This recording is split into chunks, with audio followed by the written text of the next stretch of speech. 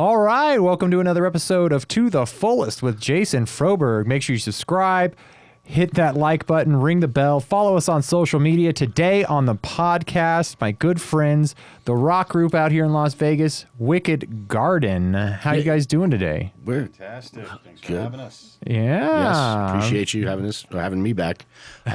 Last time we did this, I was sitting on your couch for 2 hours. It was great. Yeah, that was the original ridiculous setup that we went through. Yeah, man. it was like the good early old days. Letterman setup. It was good. Yeah, you know, starting out with what we could pull together, man. And that was like just as like the world had just ended. Yeah. You know, and like nobody knew what the fuck was going on. And we just sat there and talked about bullshit for 2 hours. It was great. Oh, dude, it was a lot of fun, man. And yeah, it's good to start from humble beginnings like that and have a the new setup, generation 2 of the To the Fullest podcast with the nice SM7Bs, these beautiful boom arms from Accessibles. I love those guys over at Accessibles. And, the amount of stuff in this room is incredible. Like you guys have no idea. Oh man, thank you. Yeah, this is really cool. It's my baby, man. Welcome to Space Brain Stations, where we do all kinds of crazy stuff, man. We were just out doing photo shoot. We got another photo shoot coming up. We got a music video coming up. Nice. Making records, making videos. You got your hands in everything. I try, man.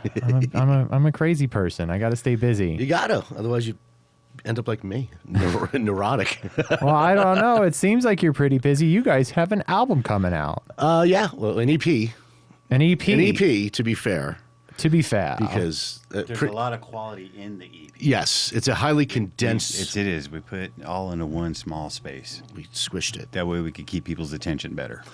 Yeah, we kind of realized that like the album itself as a medium is pretty much just like non-existent anymore because well, nobody's buying shit to begin with. Yeah. And then if they are listening to anything, they're listening to whatever you're putting out as a single anyway. So like even if you look at our Spotify numbers, it's like there's 3 or 4 songs that were released as singles that have like, you know, thousands and thousands and thousands of plays and everything else just kind of like, whatever. So we That's figured, how it goes with the Spotify thing, man. yeah. So what we do is we got 3 songs coming out that are brand new. That would be out on October 19th digitally, and then we put a CD together as well. Tomorrow. Yes. Yeah. As this airs. Yeah. Yeah. That's going to confuse the shit out of me December later. 19th. No, October. October 19th. See, already we're confused. I'm already confused. I'm always confused, man. October 19th, which will technically be tomorrow when this airs. Right. This will be October 18th when we're airing this. Perfect timing for the Worked out EP great. release. Yes, and then we have the CD coming out that has the 3 new songs plus the 2 singles that we released last year. So it'll be a 5-song EP on CD and then the 3 songs on digital. Nice. And what is the new EP called? Bipolar Coaster. Bipolar Coaster. Mm-hmm. Nice. Yeah. I dig that. That's a cool name. Sean is now 2 for 2 with album names. That's his thing. He blurts something out and everybody goes, ooh. That's what I did with my kids, too. You're Ivan. Yeah, that's pretty much it. Nice. It works. I dig it. I get to name the pets, too. So- So you did Tony? Yeah. Oh, okay. Sorry. So where'd you guys record this at, man? We recorded with Constantine. That's Jason right. Constantine, yeah. Actually, we just had him on. He was telling me about that. Oh, I He can was imagine what he recording said with you about guys. us. I Well, can you know, imagine. all terrible things. You Of know, course. Constantine. He's gonna, make sure to smear your name as much as he can. If he doesn't rip us apart, then it means he doesn't like us. No, So, that's got it, true. yeah. That's true. Yeah, no, we did. You know, he did our last 2 singles, and we just were really comfortable with them, and he got the sound we wanted. I mean, pretty much dead on, like what we can hear in our crazy heads. Well, he's So- a fantastic engineer. Oh yeah, absolutely. He hears shit that I don't even think about, which is like it blows me away because I'll sit there, like he's obviously schooled, he studied theory and all that stuff, and I'm an idiot. So I'm like, I hear this thing in my head, and it's kind of like a dinga dinga dinga, and he'll go, oh, to pick up the guitar and just play it. I'm like, yes, that's exactly what I wanted, but I had no idea what to call it. Yeah, it was pretty incredible getting to play in a band with the guy. Oh man. yeah, I can imagine. Yeah. Yeah. So that's cool, man. That's awesome. Mm-hmm. Yep. So he did that, and then we did 3 songs, and we didn't kill each other, which is good again. So I think we're doing okay. Yeah. Overall, it was a fun process. I mean, he's easy to work with once you get to know him. But Oh yeah, Everybody that does know him understands it. So love you, Jason. he's a crazy man from New York. Oh, yeah. When he finished with the podcast and left the house, Angela's like, I've never heard anybody cuss so much in my entire life.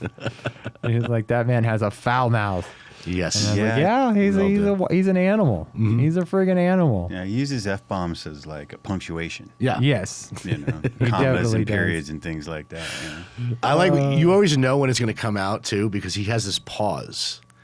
Because he'll say something like, I don't know if I like the guitar track, and he'll go, motherfucker, and then boom, it's out. It's almost like he has to wind himself up a little bit, you know. It's like That's a perfect Motherfucker. Constantine Yeah, impression. he's Yeah, great. That's so funny. you guys are fucking crazy. Fuck all you.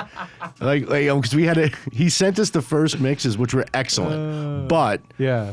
there's a couple things that that Sean wanted adjusted and Jay wanted adjusted and whatever, and I'm deaf, and I was like, they sound good to me, but so I called him back up and I said, hey, can we come back and get all the guys into the room and listen, and he's like, you fucking guys, it's fucking perfect. What the fuck do you want from me? And then we went to his house, we fucking laughed like idiots for 2 hours and banged it out and came home. It was good. Yeah. No, he's a great guy, man. Yeah. We had fun, working on Count Studio together, and now he's got his own thing going with Jeff Duncan. Yeah. The Yeah, man. they started a label, yeah. Yeah. That's really exciting. I'm excited to see what he comes out with. Yeah. In the label, man. Dude, Jeff's ridiculous, man. Jeff's yeah. so ridiculous. I really listened because,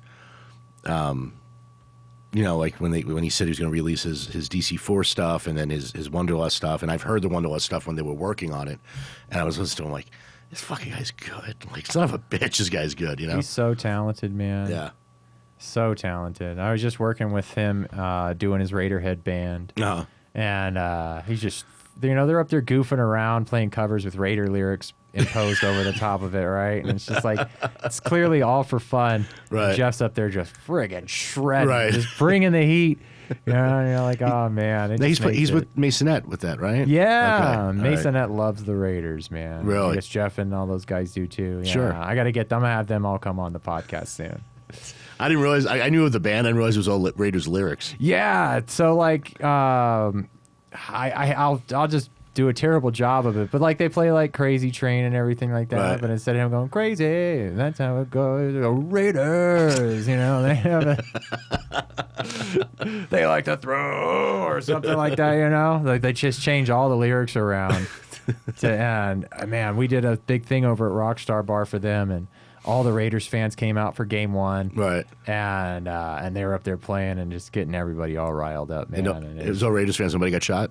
No, yeah, surprisingly, Amazing. no one got shot. These are new Raiders. No one got So beat up the- in the parking Yeah, lot. the Oakland ones can't travel because the bus won't go that far. Ah, yeah. That's Sean's deal. The Raiders. I don't. I have no room to talk. I'm a Giants fan, and they've been awful for like a decade now. Oh, there so you are the go. Raiders. yeah, that's true. But they stay in the 3 news. decades, yeah. Yeah. That's the whole thing. Like they always stay in the news now. It's 'Cause like the uniforms are awesome. they do have good uniforms. When I The played high school best football as a uniforms in Raider, the business. That silver and black. Oh, there you go. Oh, yeah, man. No, I got to go to the very first preseason game. Oh, where nice. People were allowed in the stadium. Uh-huh. And it was just a blast, man. The fans are wild, and all the costumes they're wearing, and all the rowdiness and everything like that. That's gotta It was be so like, much fun. I see those. I mean, I've only been to a couple of games in my life, but I like the face painters. Like, Yeah. I painted my face once, like when I was like 20, to do a show like it's Kiss, and I wanted to kill myself within 10 minutes. really? I don't know how anybody can sit there with all that shit on their face, and then they're sweating and their hair's getting caught. Well, you don't have that problem, but still, just no, I can't. It's the liquor. That helps. It's the lube. Exactly. Oh, I love it. I always I can do Gene Simmons by heart now. I've done really? so many. I've been to so many Kiss concerts, and I'm always Gene because obviously I'm the bass player. Right. So everyone's like, "Well, you're clearly going to be Gene. We're going to fight over who's going to be Paul and Ace, and then we'll force somebody who doesn't really like Kiss to be Peter." Usually, one of the girlfriends ends up doing the cat. I was always what does piss this people off. mean? Yeah, I always piss people off by saying I'm going to be Vinnie Vincent. Like, Oh, yeah. Can't you do like a sub? right? Yeah, like, nothing piss. I mean, I only played Eric Singer. Yeah, right. We did. I played Kiss Night once at Vamped with Lady Chameleon, right? Because Okay. they would never ask us to play. But I said as a joke I was going to put on Vinnie Vincent fucking makeup, right? Like a week before the show. Yeah. I swear to God, I got at least 15 messages on Facebook. Don't you fucking do that. You don't know. You're going to piss everybody off. I'm like, see, if you know me, you don't tell me that because now I really want to do it. you know? Yeah. I mean, I've never seen a group of people just abhor a member of a band like they do Vinnie Vincent. That's so freaking funny, man. That's Morpheus's thing. Now. Yeah, right, because Morpheus does the Vinnie Vincent thing too. Right, yeah. which is fine. And he wasn't doing it that year, too. And Yeah. but it was just one of those things where I just mentioned it as a joke. I was like, yeah, I'm going to dress like Vinnie Vincent. I'm going to put on the fucking Egyptian face paint and bullshit. And I mean, literally, they were mad. They're like, don't you do that. You don't know how many enemies you're going to make. Like really? Like what are they going More to do? than we got now. Yeah, exactly. What are they going to do? Fight me in the parking lot? Like, what the fuck is this? Like the Jets and the Sharks, you know? Like, I've seen most Kiss fans. Trust me, I'll be okay. That's hilarious. Yeah, fucking Kiss concerts, man. I love it, dude. It's so much fun. I got to take Angela to her first Kiss concert when they were doing their finale or whatever. Which one? The 18th one? Yeah, exactly. They're coming back around again. But Yeah. Yeah, I was like on the first Kiss concert I went to, I didn't paint my face. I was just like, I'm just going to take the girl. We're going to sit in the back and hang out. And she's like, this is pretty cool. I was like, yeah, it's fucking Kiss, man. You know, like it's like the coolest concert you can go to. And it's like, everyone's like, oh, you know, Kiss sucks. And it's like, yeah, man, it's not Joe Satriani. Right. I get that. Yeah. Yeah. You want to see 18-foot flames and chicks taking their tops off and all kinds of cool automation That's and it. some of the most state-of-the-art technology you can put on a concert stage. Right. Go see fucking Kiss, man. It's Well, no, amazing. I mean, the thing, they knew they weren't virtuosos when they started, but Yeah. they knew they can put on a hell of a show. It's And, not about that. Yeah, it's about the show. It's the whole about thing, rock man. and roll all night and party every day. Yeah, like if you take It's it at not face Mozart. value, then it's fine. Like I said, I'm not a huge Yeah. Kiss fan, but I know the songs. I love it. And it's like, if I want to go to a show and I want to hear a bunch of guys play 3-chord rock songs with catchy choruses and watch shit explode, that's the show you want to go to. Like, absolutely. Oh, yeah. I don't sit there going, well, impress me. It's like, Impress you. like, yeah. I mean, those Ace Frehley solos are great. They're great, man. I always tell this, you know what? You can say whatever you want about Ace Frehley, whether he's good or bad. Can you hum his solos? Everybody can. Oh, yeah. That's what, you know. You remember them. Absolutely. You can hum his fucking solos. You know, hum a Satriani solo. Yeah. The guy's amazing, but you can't do it, you Get know? about one bar in, and you're like, Yeah. I don't know what he's doing now. He's holding the whammy over here, and Right. tickling, on Sticking the a back. finger in there. Who knows what he's doing now? Who knows? Yeah, exactly. He's like, no one will ever be able to recreate this mess. Yeah. That's, Yeah. like Ronnie. Yeah, but it's like, yeah, it's similar to like someone like Roger Waters, or not Roger Waters, that's the bass player, David Gilmour from Pink Floyd, man. Yep. Who play like 3 notes in a solo, and they are the most perfect notes that Yep. ever could have been put there. Absolutely. Huge impact. Yeah, and love it's that just guy. so beautiful, man. We were just talking about that, I think, at our gig the other night. I said, because I was telling our friend Rich, who's, you know, just learning how to play guitar. I was like, you know, one of my favorite guitar players is fucking Mike Campbell from Tom Petty and the Heartbreakers. The guy's never played more than Amazing. 5 notes. It's just do boom, and you'll remember it every single time. Yeah, forever. It's phenomenal. Yeah. Yeah, keep it simple. Yeah, that's what I do too. Yeah. But that's more out of necessity.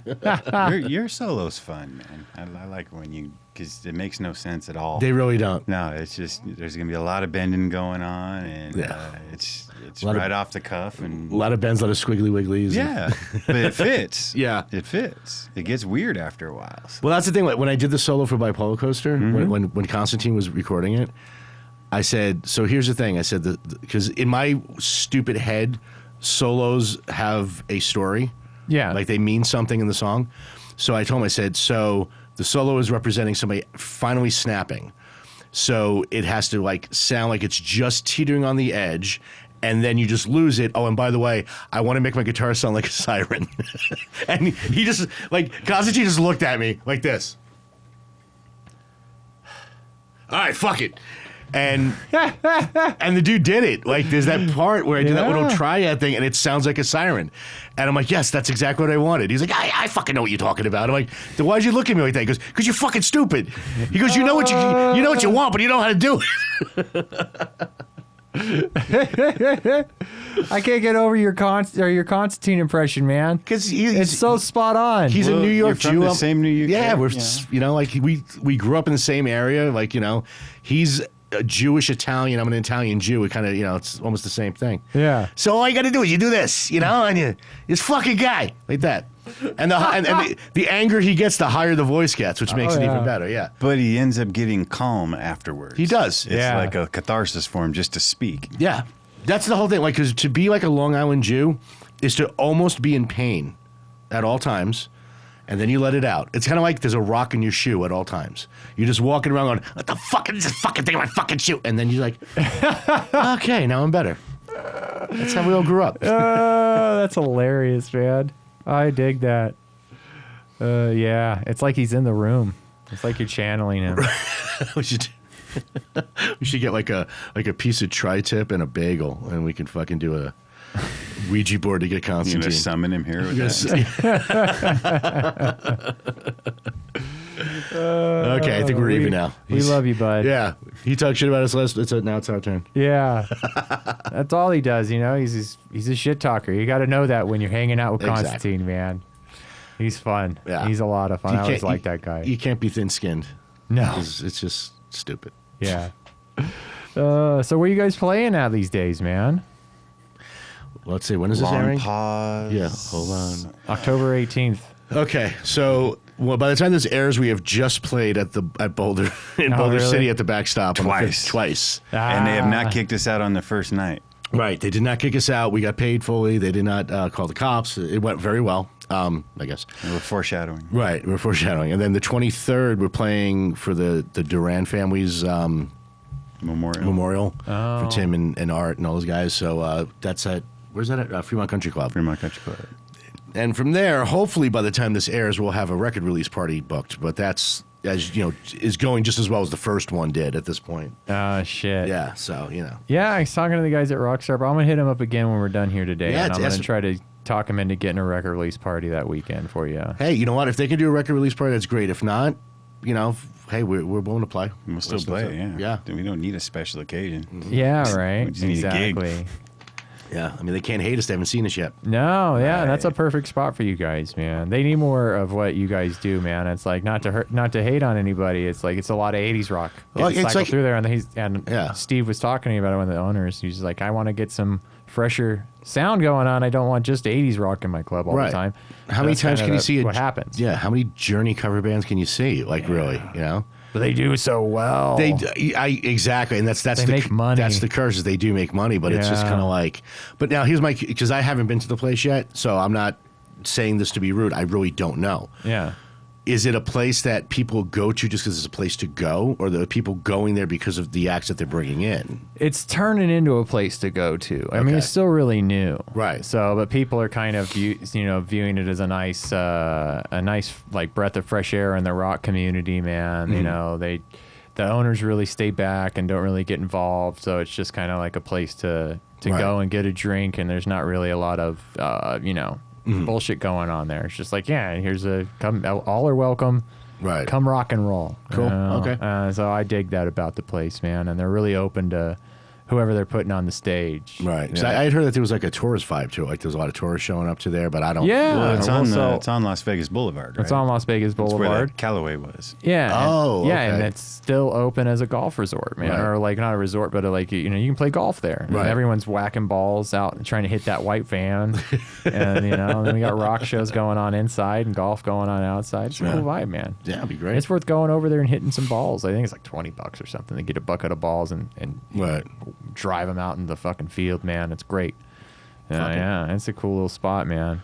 Yeah, But, yeah, yeah, we gotta great. get you in over there, man. And then I don't know what else is going on around town, man. Like I'm still trying to get a feel for how many clubs shut down and how many new ones are opening up. And Well, the ones that shut down, I mean, there's nothing you can do. I mean, It was our fault. That was and then we do that. We shut places down. We've closed 2 places. It's unbelievable. Oh, really? Like we start the place and then build it up, and then it shuts down. Like we did it with Babes. We were the first band to play Babes. Then we were the first band to get like a residency there. And then we were the last band. And then the last time last night they ever had, we played, and then they were done. And then the Rusty Putters, same thing. We were one of the first bands to play there. We were the first band to play their New Year's Eve party, and it was fantastic. And then they were gone. So that's what we do. It's hard to open a venue, man. Like, people don't realize how expensive it is to keep the doors open on a place like that. It's stupid hard, number one, and then it's also the decisions that are made. If you want to have live entertainment, the decisions are made are not the best, and we have discussed this a million times. You know, you keep getting the same people involved that have destroyed just about every other club. Why are you bringing them in here now? You know, it's kind of like, I don't know. You guys. Yeah, like us. Yeah. But don't book us. Yeah. If you want your business to succeed, don't book us. I'm talking mostly about people on the back end. You know, it's like, hey, you know, like this person's booking this club. Well, okay, the other 3 clubs they booked did shit. Why are they here now? It's kind of like, you know, the baseball manager that, you know, manages, you know, the Orioles, and they go 50 and 110 and he gets fired, and then it's like, oh, the Yankees want him now. Why? Yeah. You know, it's kind of like that. So, I mean, there's a couple of newer places that we've been trying to get into that I, you know, have been hitting the wall with, as I usually do. And I see like the things that they're putting in, and I'm going, well, this is why this isn't going to work. Like I give this 6 months because this is what you did the last time you booked at a club, and we all see how well that went. You know, so it's just like there's this. I don't even know if it's what's that word when you're like being content with what you do. I don't know, like complacent. Yeah. I don't know if it's complacency that people just don't want to try something new, or if it's just like I can pull the wool over your eyes just long enough to get $1, and then I'll move on to somebody else. You know? That's what it seems like to me. Yeah, you know, it's an interesting town we live in, man. You know, I think it's more us than them. But it could be us. I think it's more us. It's all your than fault. them. It doesn't hurt that people talk shit about us all the time. It's not. In that regard, I don't mean it as a bad thing. I just mean that we're offering something that I think they're afraid of. Yeah. They're afraid it's going to work. They're not used to it, and they're used to what does work because that's what feeds them. Right. Yeah. You know, and then we come up with something like this, and it's, I don't want to say it's untested. It's 10 years in the works, but it's not what people want to hear yet. Right. At least I thought it was going to be, because I thought people would be tired of all the stuff that is still going on that we just discussed, all the Journey and Sweet Child of Mine and this, that, and the other. Yeah. Yeah. You know, I think it's nice to hear some 90s rock and some more modern stuff every once in a while. And there's a whole bunch of newer bands right now that are, and I use that term because, you know, bands that are playing 90s stuff like in the casinos and stuff like that. And it's like, it's the same guys that are playing the 80s stuff. They just, you know, put on a different wig. Yeah. And, but again, the song choices were what you would typically expect. It's like, oh, good, they're doing Superman. Like 3 Doors Down. Great, because nobody does that song. Yeah. You know, it's like, it's the same thing. Like, if you're going to play a Zeppelin song, does it have to be rock and roll? And they got like 12 albums, all right? You can pick a different song. Yeah. It's the same thing now with the 90s bands. They're like, oh, we're going to do something with Pilots. Okay, here comes Plush. Yeah. Because that's the only song apparently they have, you know. We're going to do some Nirvana. Okay, it smells like Teen Spirit. Yeah, and that's the one thing that we always try to work against when we were doing only covers. It was like, we'll do the band, but we're not doing the hit. Like, we'll find that secondary song that everybody, that a true fan really knows. Yeah. And I think that's what scares people at times, you know. That and just like what Sean was saying, it's like if we change everything that they know, what do they do? Because now you have to go, okay, well, we can't just have a grunge band every Saturday, because what am I going to do with, you know, the 15 Journey cover bands that I got coming in next year, you know? So then they have to rearrange everything. Yeah. I always liked it when you guys came in, man. It's like a breath of fresh air, man. We like to think so. Yeah. Especially like when we started doing the original stuff too, you know? It's Well, your like, originals are great. Thank you. Thank you, Appreciate man. that. Appreciate it. Yeah. We hear that, and I believe that like more now than I'll ever believe that we were a great cover band. Yeah. If that makes sense, because like anybody can be a great cover band. So if you tell me that our band was great as covers, like thanks, like, you know, we pretty much just play somebody else's stuff and we do it good. But like when people say, hey man, your original stuff is good, that's like, okay, thank you. Like that means something to me, because it could easily be shit. Nice. Yeah, and speaking of your originals, you sent me a link to one of the songs on the new I album. did, because I'm that kind of guy. Nice. You're going to get to debut it. Yeah. Oh, can I play it? Yeah. You can Is play it okay it. if I play it? It is okay if you play it. Awesome, What'd you give him? Awesome. Bipolar. Oh, Oh, that's a good one. Snap. Yeah, Let's it's a good see what one. happens when I push play right here. I'll bring up your website too. Yeah. See your pretty faces.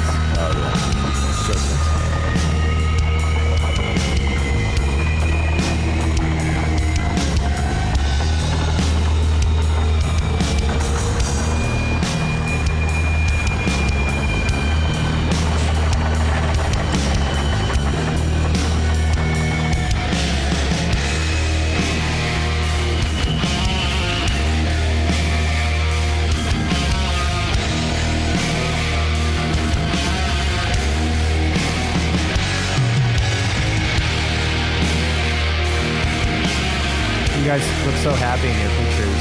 Yeah, we were going for the grumpy old man look. I think we got it. We all just paid our bills for the month. It's an honest picture. Okay, pretend the insurance bill just came in. It's like, fuck.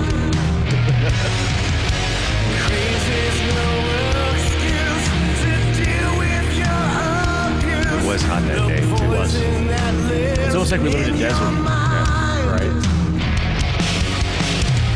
The screams that wanted you dead are all in your head. They're all in your head. The lies that you have been fed are all in your head. Nice. You got a little darker. A little bit, yeah. It's Man, It's dark pretty, stuff on this record. Pretty dark. Definitely check out Bipolar coming out tomorrow, technically. Yeah? Bipolar Coaster. Bipolar Coaster. Yes. My bad. That's dog. okay. That's okay. Bipolar Coaster coming out tomorrow.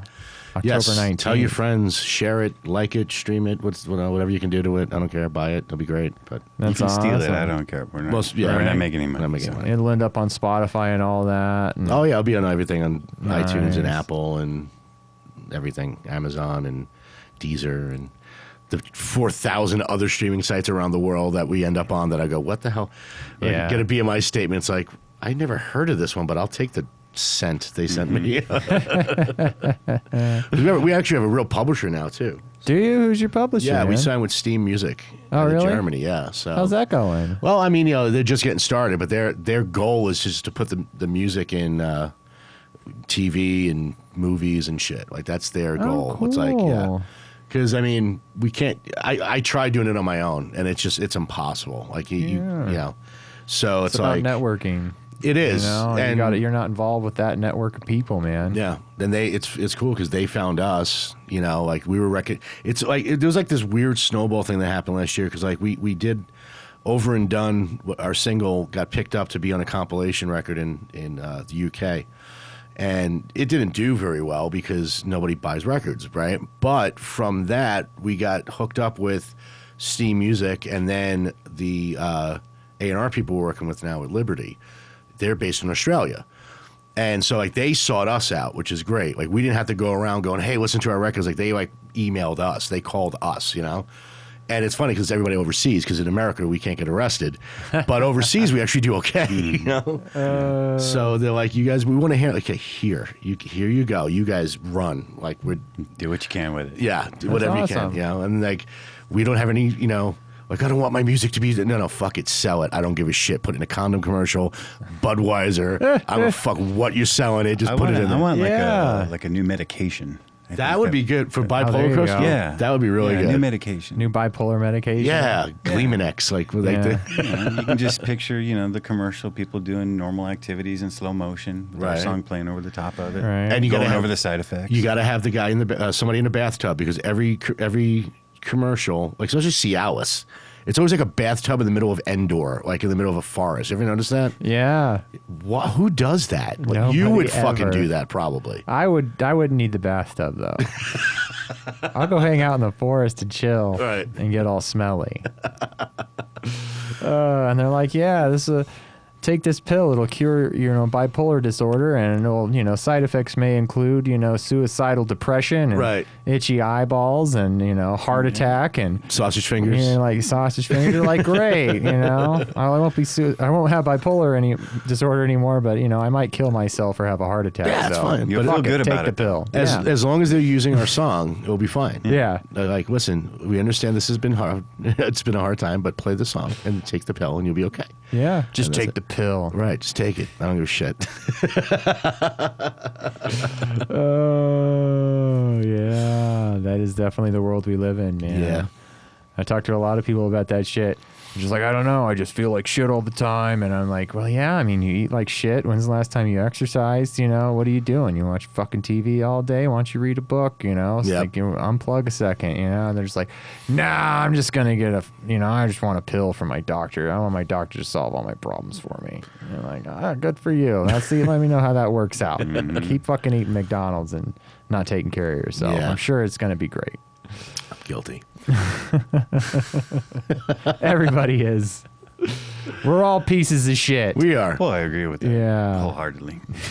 Absolutely. But if you're honest about it, it makes it okay. Yeah, there you go. You're right. If you can admit that you're a piece of shit, Yeah. then you have already taken the first step. Exactly. Yeah. Yeah. Don't lie about it. We all know. Yeah. That's how I introduce myself. Hi, my name is Dominic. I'm a piece of shit. They're like, oh, good. Good. As long as we got that out of the way. we're Yeah. fine. I was thinking that, so thanks for confirming. Yeah. Welcome to Pieces of Shit Anonymous. Right. I want people to say, like, what a piece of shit that guy is. Like, yes. Thank you. Yeah, exactly. Everyone criticizes McDonald's, but someone's fucking buying 1 billion burgers every Every year. day. Every day. Absolutely. It's like we did a show 2 weeks ago, and we did a Nickelback song. Yeah, because that's just how we are. It's like, we'll do Nickelback because fucking everybody hates them. Yeah. And I'm like, yeah, you all hate them. Like, they sold like 50 million records. Somebody in this room has one. Yeah. Like, you can all sit there and stay. No, you bought it. They're still on the radio all day long. Constantly. Oh, yeah. Yeah. Oh, yeah. And it's like, have you ever seen a video of them playing live? They don't play clubs. No. Those are gigantic stadiums Yep. and arenas that they play. And they smile all the way to the bank. Oh, they're the happiest band in the business, I Yep. think, because they know what they are. Yeah. And they know what they are, and they accept it. And I want to be in them. I want to be in Nickelback. I would love it. If they called you up tomorrow and said, hey, why don't you come play Triangle? I'm there. Yeah. There you go. Sean's just in there, ding, ding. Look at this photograph. Ding. Absolutely. When I was in school for audio engineering, recording engineering, they used Nickelback as an example of what's happened to the music industry, right? And so they pulled up a Pro Tools session and they start loading up Nickelback songs into the And it's all into quantized the same, right? waveforms. It's not just quantized the same, right? It's like the same key, and then like you can't tell the difference between the waveforms of the songs. Like there's like a breakdown at exactly the same spot. The bridge comes up, like they load up like 3 or 4 songs, and it's like, is that the same song 4 times? And it's like, technically, yes, it is. The words change a little. Yeah, yeah, it's ridiculous, and it's like they're using the same chords and the same everything, the same time signature. It works. Yeah, and it's just like, here's a formula, rinse and repeat. Yep. Let's keep this money train rolling, baby. No one knows any different. I was in a band in Florida in '95, right? And it was just a cover band. And I remember I actually liked the first Nickelback record, the very first one, Enemy of the State, right? So I got that, or the State, Enemy of the State, the fuck, which I thought was a great record. And I was driving to rehearsal one day, and they're like, "Oh, we got this new song from Nickelback, and it was How You Remind Me." yeah. And I pulled over, and I was like, "Holy shit!" And I drove immediately to like Walmart and bought the CD. Yeah, when that song came out, that was Right? a big deal, man. And I listened to it it was about a 30-minute drive to rehearsal. I listened to it on the way to rehearsal. When I got to rehearsal, I put the CD and I said, we're playing this song. We're learning this song. Yeah. Because I guarantee you within a week, this is going to be huge. And I also said, and this will be the end of this band because every song they ever write will sound like this. Yeah. So we learned it, right? We had a gig that Saturday night. We had to play the song 3 times. Oh, yeah. People kept requesting it. Yeah. It was that quick. And I knew it the minute I fucking heard it, I was like, that's going to be fucking huge. You know? 4 Yeah. beautiful chords, man. Yeah, All And that you only records need gave one me finger to so play. much Well, you need shit. one finger.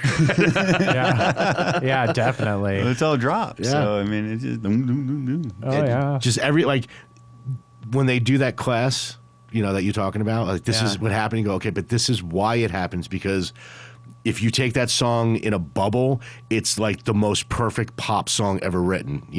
Like between that one and the fucking Somebody I Used to Know by Gote, like they're like the two most perfect songs ever written. Everything that you would want in a pop song is right there, and you don't even realize it. And then you sit there and you go, well, fuck yeah, no wonder why that thing's huge, And if I was in Nickelback and I'd be writing the same fucking song too. If Bipolar becomes a hit next year, hey, this is our new song, Tripolar. Yeah. And then we got Quadrupolar. It's going to be great. That's it, man, And that's the difference between, just a money-making machine type of band project like that does end up becoming huge. Yeah. And something that's a little more creative or a little more like, off the wall, I like all kinds of random music, but I don't know. But I mean, Prince is a good example of that succeeding, where every album is completely unique to itself, and he never writes the same song twice. But it's like that's like the most complicated process, Sure. And it's all just fucking all over the place. And or like Stevie Wonder was like that, where everything is this. You hear the good stuff that he did, Right. and you're like, that's incredible. What an amazing song. Where did that come from? And you're listening to the whole album, and you're like, oh, there's like 9 songs of trash on this. Right. And it's like, what is he thinking? Yeah, but that's it's why all they this can do that. experimentalism. Yeah. They throw, I mean, you can argue that like with Prince and everything. It's like, yeah, he can do that, but he always found one hit in every genre that he wrote in. Yeah. He found a way to craft that song, A guy like, Chad Kroeger, from Nickelback, does he have that capability? No. He might, but the odds are he doesn't. Yeah. So he's like, well, I hit once. Let me try it again. I hit twice. Okay, now the machine's moving. And it's like, I'm going to stay on. Yeah. Because, you can get off at any time and then nobody cares. Yeah. But I'm pretty sure there's a record label behind him going, hey, Chad, what you got? And he's Yeah. like, oh, I've got this new jazz info. They're like, no, fuck you, right? How you remind me again. Just go switch another word. Nobody wants to hear your puppet show, Chad. That's it. As far as like what we do originally, one of my goals has been to make sure that every song is unique to itself. Yeah. And if you go through our first album and you go through these next ones here, I think we've done a good job of achieving that. It drives them nuts because I pound that home every time, when we're getting ideas coming at each other and whatnot. I'd be like, that's good, but it sounds kind of like this. And then let's, work out and see where we go. We already have a pop punk song. Fuck, okay. Well, it's just, I grew up a Led Zeppelin fan. Yeah. And most of it, yes, it's blues based, but it's very hard to find one song that will sound, identical to another. And that's just my methodology, because then that way it challenges us, and then at the same time we don't get, put into that box. Yeah. Where you have to write that song to be successful anymore, because that's what they're expecting from you. Oh yeah, they just want to. That's what pop music became in general. They like stopped looking for any like actual talent, and they're just like, we can follow these few rules, and these make money, and people don't know any better. Yep. And they'll listen to it. If we play it 3 times on the radio and we get them to hear it a 3rd time, it's in their brain forever. And Yep. we got those motherfuckers. And then we can sell them perfume and T-shirts, because that's where the real money is. That's it. Yeah, exactly, man. Yeah, like look, one of the best examples I think as of late is Imagine Dragons. Yeah. Yeah. God, they're rough. They can just write a hook and it's in the next commercial. Right, yeah. Oh yeah. Or it's on the end of this soundtrack, or it's in this video game, or something like that. And it's just the hook. No, I jumped on that train big time whenever I was working with them. Like the first show I did with Imagine Dragons, I was like, oh yeah, this is exactly what everybody's been wanting. Like Right. this is what's they're gonna be fucking huge. I just knew it. And yeah, they ended up they worked their asses off, man. And it's and it's just like, what is this? I'm not really into listening to their tunes. Why do you have a But- guitar player in the band? I haven't heard a guitar Yeah. in years in that fucking music. Like, why do you even have one? Yeah. And even a drummer, because everything's sampled. It's like, Oh yeah, it's all in the box, and it bummed me out when they started doing the recording process, because I was doing their live shows for them, and I had all these recordings of them playing live, and I was like, you guys are incredible, man! Like they really, they're all Berkeley trained musicians, so they're really talented, and they would Right. they would rewrite their songs every night, uh-huh. and they would do it just talking to each other, which was above my head. big time. And they're just like, all right, so this is what we're going to do with this one, this one, this one, this one, and I'd mix their shows every night. Right. And yeah, every song was completely rewritten just by a quick discussion beforehand, and they were just experimenting like crazy Just to with this find what sound. worked and everything. Yeah, and they finally landed like this sound, like which is like a lot of like random percussion stuff, and it's like, yeah, where is the fucking guitar on it half the time? And yeah, it's this digital sound. And they would go in the studio and everything was just in the box, and like all individually recorded. You could tell like it was just like all ISO'd throughout the whole thing, super sterile. And I was like, when you guys play together as a band, it's fucking awesome. And I was like, you guys really should be trying to capture that in the studio. And there's like, we like what he's doing, And it turned into what it is now, where it's just all digital. That's what works. I mean, we did that with this record. We didn't use a click track. We just went in and played live and then did overdubs. Well, didn't you try to use a click, but it just we wasn't tried to use a working click because the songs were too fucked up? Yeah. So first of all, the songs are kind of fucked up, but it was just one of those. Sometimes it doesn't work. Like Jay, the drummer, he was just having a day. And the funny thing is that when we did the first record and the follow-up singles, he's always been right on. Like he's never an issue with a metronome. Yeah. And for some reason, when we started again, the songs are kind of screwed up. There's a couple weird time things that go on in the songs, so it's kind of hard. But he just wasn't getting it. And then Constantine was like, fuck it, you don't need it, play live. Yeah. So we just recorded it live. And it's cool because it made us work harder because, like, for those of you who don't know, if you don't play to a metronome, and you can't cut and paste. No. So if me or Sean played a guitar part that sounded really good and we wanted to do it again, we had to play it again instead of cutting it and copying it and doing that. So like on a song like Bloodspill, which is the second song on the EP, there's like 12 guitars in there. That's 12 tracks of me and Sean. We didn't cut and paste anything. We went back and if we forgot to do something, open another track and we'd hit 2 notes and okay, we're done and we're out. That's the magic of recording that I like. That whole thing of quantizing everything and then, like you said, ISOing everything. It's like, why even here? Yeah, it gets boring after a while. Yeah, you lose that roughness, that rawness. Yeah, definitely. And I've done albums where like I have this digital drum set behind me, and we did the whole thing in digital and Superior Drummer, and then we're like, I was like, we'll do it in digital, we'll play to a click, but it's like, we'll leave a little bit of that loosey-goosey feel so it feels like a human's playing it. Because Superior Drummer's pretty good at tricking your brain. You're like, that's an awesome sounding drum kit. And you're like, yeah, it is an awesome sounding drum kit.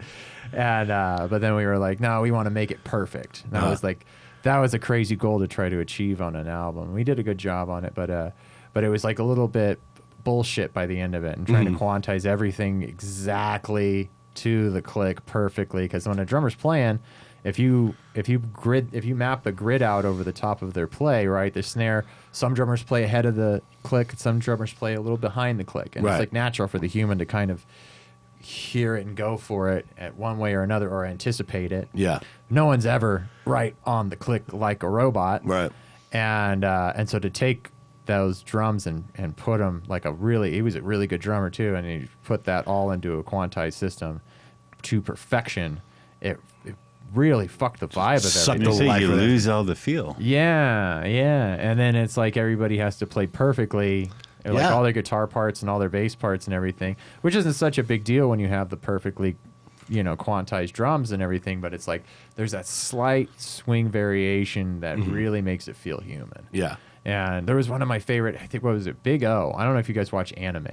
But on Big O, it was this robot that, it's the fucking anime. So they have this robot butler thing going on, and it is learning how to play piano. Well, I mean, it's programmed how to play piano. So it learns how to play piano by learning how to make mistakes intentionally, and like learning how to get off the click because it sounds like someone actually playing the piano. Right.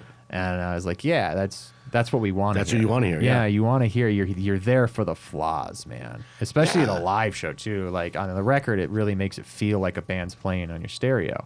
But then, that's where we go to see a live performance. I go for the mistakes. I love when someone fucks up live, or like they change it and here's a different solo, or they shift it around. It's like it was worth getting out of my house and putting pants on. Absolutely. Anybody can play a record.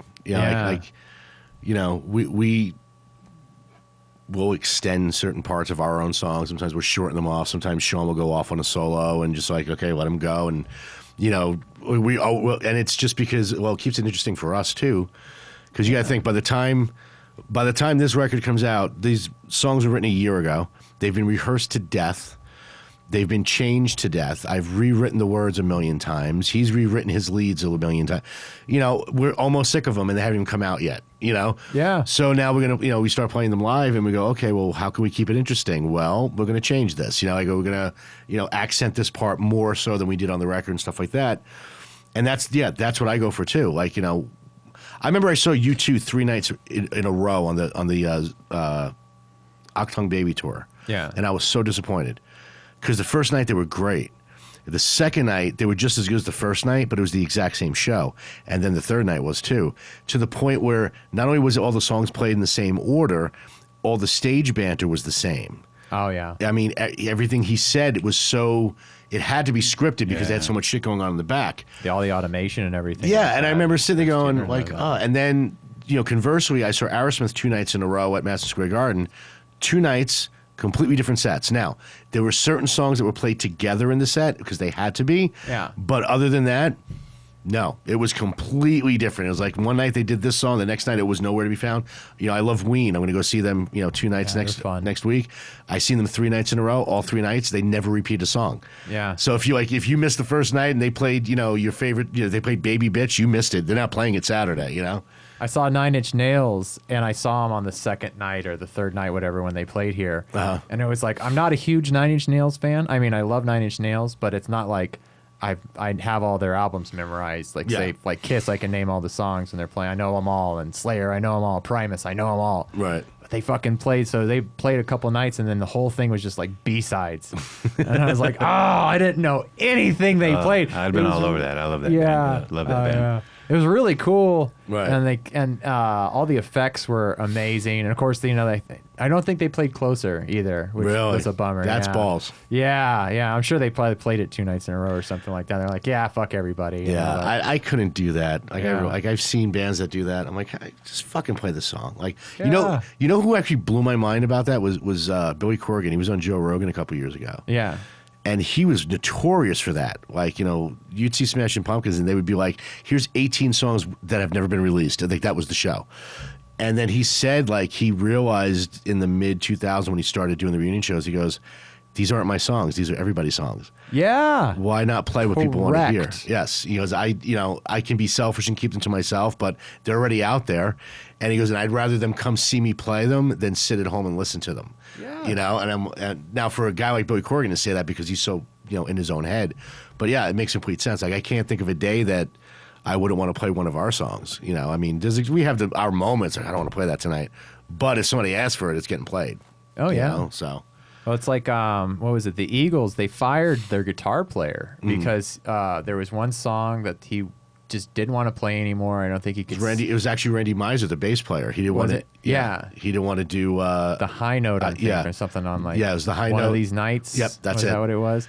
Yeah, he didn't want to do it. He's like, I can't really do it anymore, and let's just not play that tune, or we can skip the high note. And they were like, no, man. Yeah. Like, people are paying money to see the Eagles. Like, this is we're giving them the good stuff. They come here to hear these Right. songs. They want to hear you hit that G sharp. Yeah, it's ridiculous. Yeah, and then so they got rid of him, and they got Timothy McVeigh. Timothy McVeigh. No, Timothy B. Schmidt. B. Schmidt, yeah. Yeah, Timothy McVeigh, that's So- Oklahoma bomber. Right. That's right. A little different, known, famous for other reasons. Right. Yeah. Oh, So one he- of those Tims in my brain. So here's a good trivia question. Yeah. So Timothy B. Schmidt replaced Randy Miser in the Eagles, right? Okay, yeah. He also replaced Randy Miser in Pogo because that's where he came from. Oh, okay. So when Randy Miser left Pogo to join the Eagles, Timothy Schmidt replaced him and then replaced him again in the Eagles. What a perfect. That's so perfect. They're like, who He's got like a rid of him in his stuntman or last something, band? yeah. You know what I mean? Yeah. He's like, he's like the minor league guy. He's Yeah. like, call up Tim. We need Second him. string. And Tim, Timothy come B. on. Schmidt's amazing too. I mean, what a talented dude that Yeah. is. Yeah. Oh, yeah. And a hell of a Absolutely. singer. Yeah. Yeah. I love I was fortunate enough to catch him when they were still like at full strength. Oh, really? Yeah, I'm fucking what a show. I mean, what I remember, I was in my 20s, so I was extremely drunk. Right. But yeah, the first half of they did like 90 minutes and took an intermission and did another 90 minutes. Right. And so I I chugged a bunch of booze during the intermission, and like I don't remember the second set, but the first set was incredible. Man, the first set was great. My face got melted. Yeah, unbelievable, man. Yeah, just the harmonies and everything like that. It's incredible. What an amazing talent. Yeah, that shit. I mean, I never got to see them, but I mean, they're amazing. Yeah. They're one of those bands where it's like, yeah, it's the Eagles. Like, fuck, I really don't like. No, I know every song. Okay. Yeah. Yeah. I'm like, no, I do. I love the Eagles, don't I? Yeah, I kind of do, I guess. Yeah. That's like Foreigner. Everyone's like, who the Right. fuck is Foreigner? Your favorite band Right. you didn't know about. They're like, what? It's like, yeah, you literally know every Foreigner know song. it. It's in your brain. You just don't Right. know that you love Foreigner. I love Foreigner. Yeah. I'm like that with Cake. I fucking hate Cake, that band. Oh, there's but I can so many good sing songs. every fucking song. I know yeah. all the lyrics because it was so smashed into my brain in the mid 90s. Yeah. You know, that it was like every time it was like, oh, I want to go to show. It's fucking song's on again. And it didn't matter what channel. Like, you know, it's like you flipped up. It's on that channel too now. Yep. And then I catch myself going, hey, ho. It's like, fuck. You know, but I hate that band. I can't stand them. Yeah, and that's what they like the music industry does to you too, Yeah. like Clear Channel and shit like that. They force these songs that are they're clearly like the same three chords and the same type of progressions and everything like that. You know, it's 120 BPMs, and so it sinks into your brain though, and like your brain is just running this pattern recognition software, and so they're like, if we can just get them to hear this song 3 times. Yep. We got them, because then every time they hear it, the brain goes, I know what that pattern is. Right. And it goes, yeah, buddy, I recognized the pattern. And your little serotonin bump. And you're like, do I like this song? And it's like, no, it's not a good song. Right. No, it's awful. They're hypnotizing you. I guess, but I do need to go get a cheeseburger right now Yeah. because of this song. So. That's exactly it, And man. that's the same reason why, like, they also do every other, like, the subject matter is always the same, and the if one song has a fucking accordion in it, then the next 10 songs you have an accordion in the exact same spot. you Oh, know? yeah. They've got it down to a science, and what's even worse is that we're coming up on a generation, like if you take my kids that are like in their early 20s now, right? It's an entire generation that has never had to buy music. Like, think about that. It's so cool. They have literally never had to buy music. Although I remember like having to choose. I was Yes. like, I can buy one record every month. I have enough money to buy one record. Right. And or CD, as it were. I'm not that freaking old, but I just like calling them records because it's a recording. No, and it's like that's a really critical Yeah. decision you have to make with your Sure money, it is. man. Well, because you're going to get the 3 songs you want. But Yeah. the rest is a gamble It was a because you haven't fucking heard them Total yet. gamble. It's like, is this just filler for the contract, or are these songs actually good? And they weren't Yeah. any good. Yeah, and now these kids, they've never done that before. So now, like, in a way that hurts guys like us that are trying to sell records. Like, no one's going to buy them. You know? Yeah, I crushed the record industry. And now the good thing is that, because someone was at like, why are you guys making CDs? Because you know what? We sold a lot of CDs on the last record because people our age, they wanted CDs. There was no 15-year-old kids buying them. They were all streaming it. But the 40 and 50-year-old rock fans, they bought CDs. So that's why we're going to do it.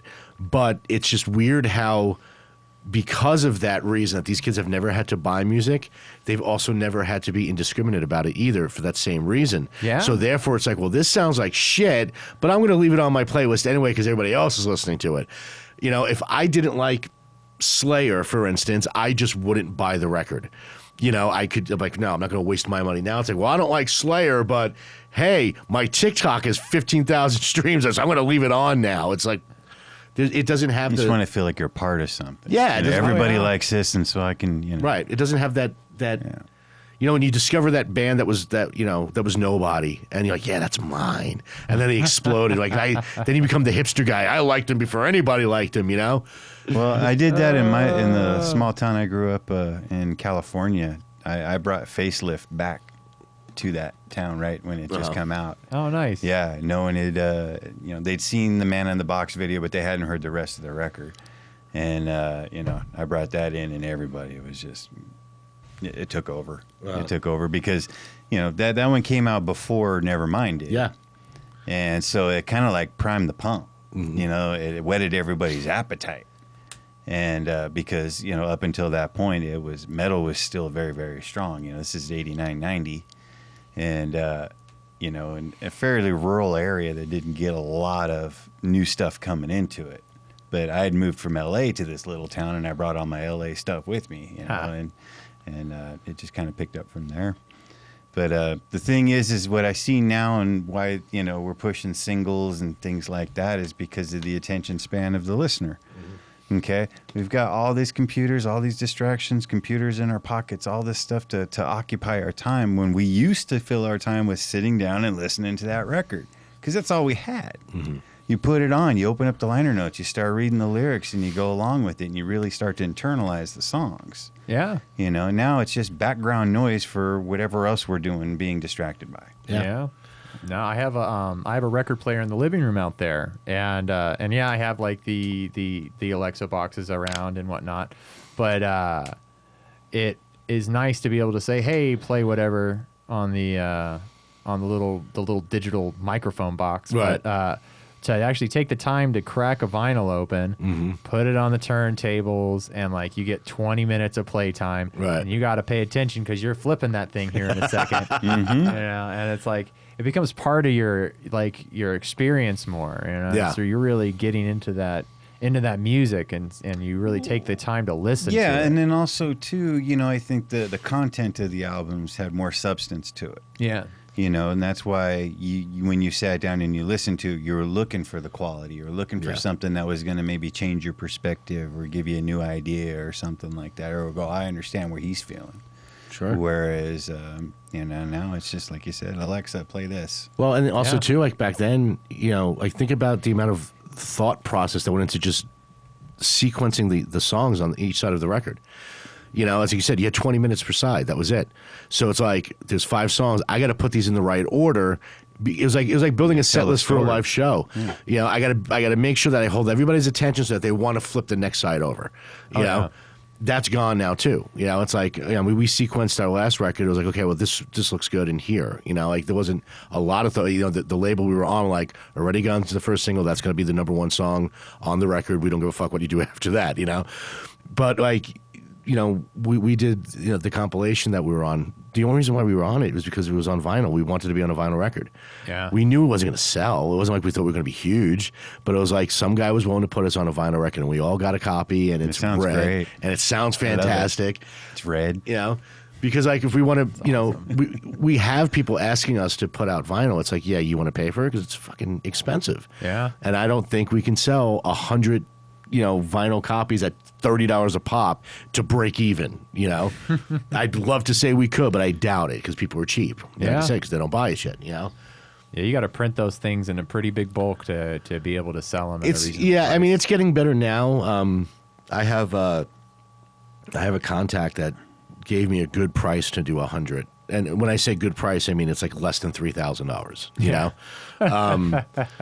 and it's kind of like but what people don't understand, the cost involved with that is not just making the vinyl. It's because you have to get the test pressings, and those cost money. If you don't do a test pressing and it comes out like shit, you're out of luck. Yeah. And then the shipping's a problem because at least 10% of them are going to be broken when they show up. And and then shipping them out back to other people that buy them, like the cost is ridiculous. I would love to do one, but it's just not feasible at this point. Yeah, in the future maybe.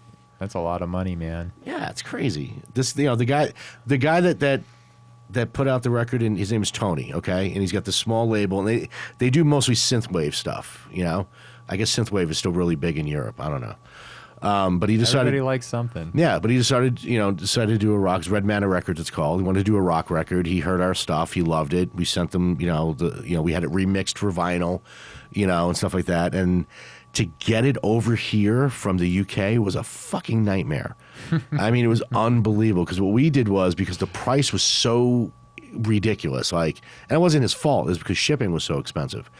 I mean, if we had friends that wanted to buy them, we would have had to charge them $30, for one song that we're on. There's 12 songs on the record, we have one of them. So what we did was we pre-bought a stack, I think I bought 20 of them and had them shipped over so I can get a bulk rate, and then we just sold them to people at cost, right? It was I mean, first of all, expensive. Number one, it was $230 to get 10 records sent over, and then it got caught up in customs, and I had to call FedEx and prove that I wasn't, shipping 12-inch round discs of cocaine. Like I have no idea what the fuck it says. It says on the box, phonographic records. It's on the waybill, and they're calling me. Can you tell us what's in the box? It's records. It says it right there. Like I don't know. Can you describe them? They're round and red. Like I don't know what else to say. You know, kind of a square-shaped box. yeah. When you put a needle on it, music comes out. How much can I describe this to you? You know, Yeah. I had to fight with FedEx for a week to get our own records. It was That's crazy. hilarious. Yeah.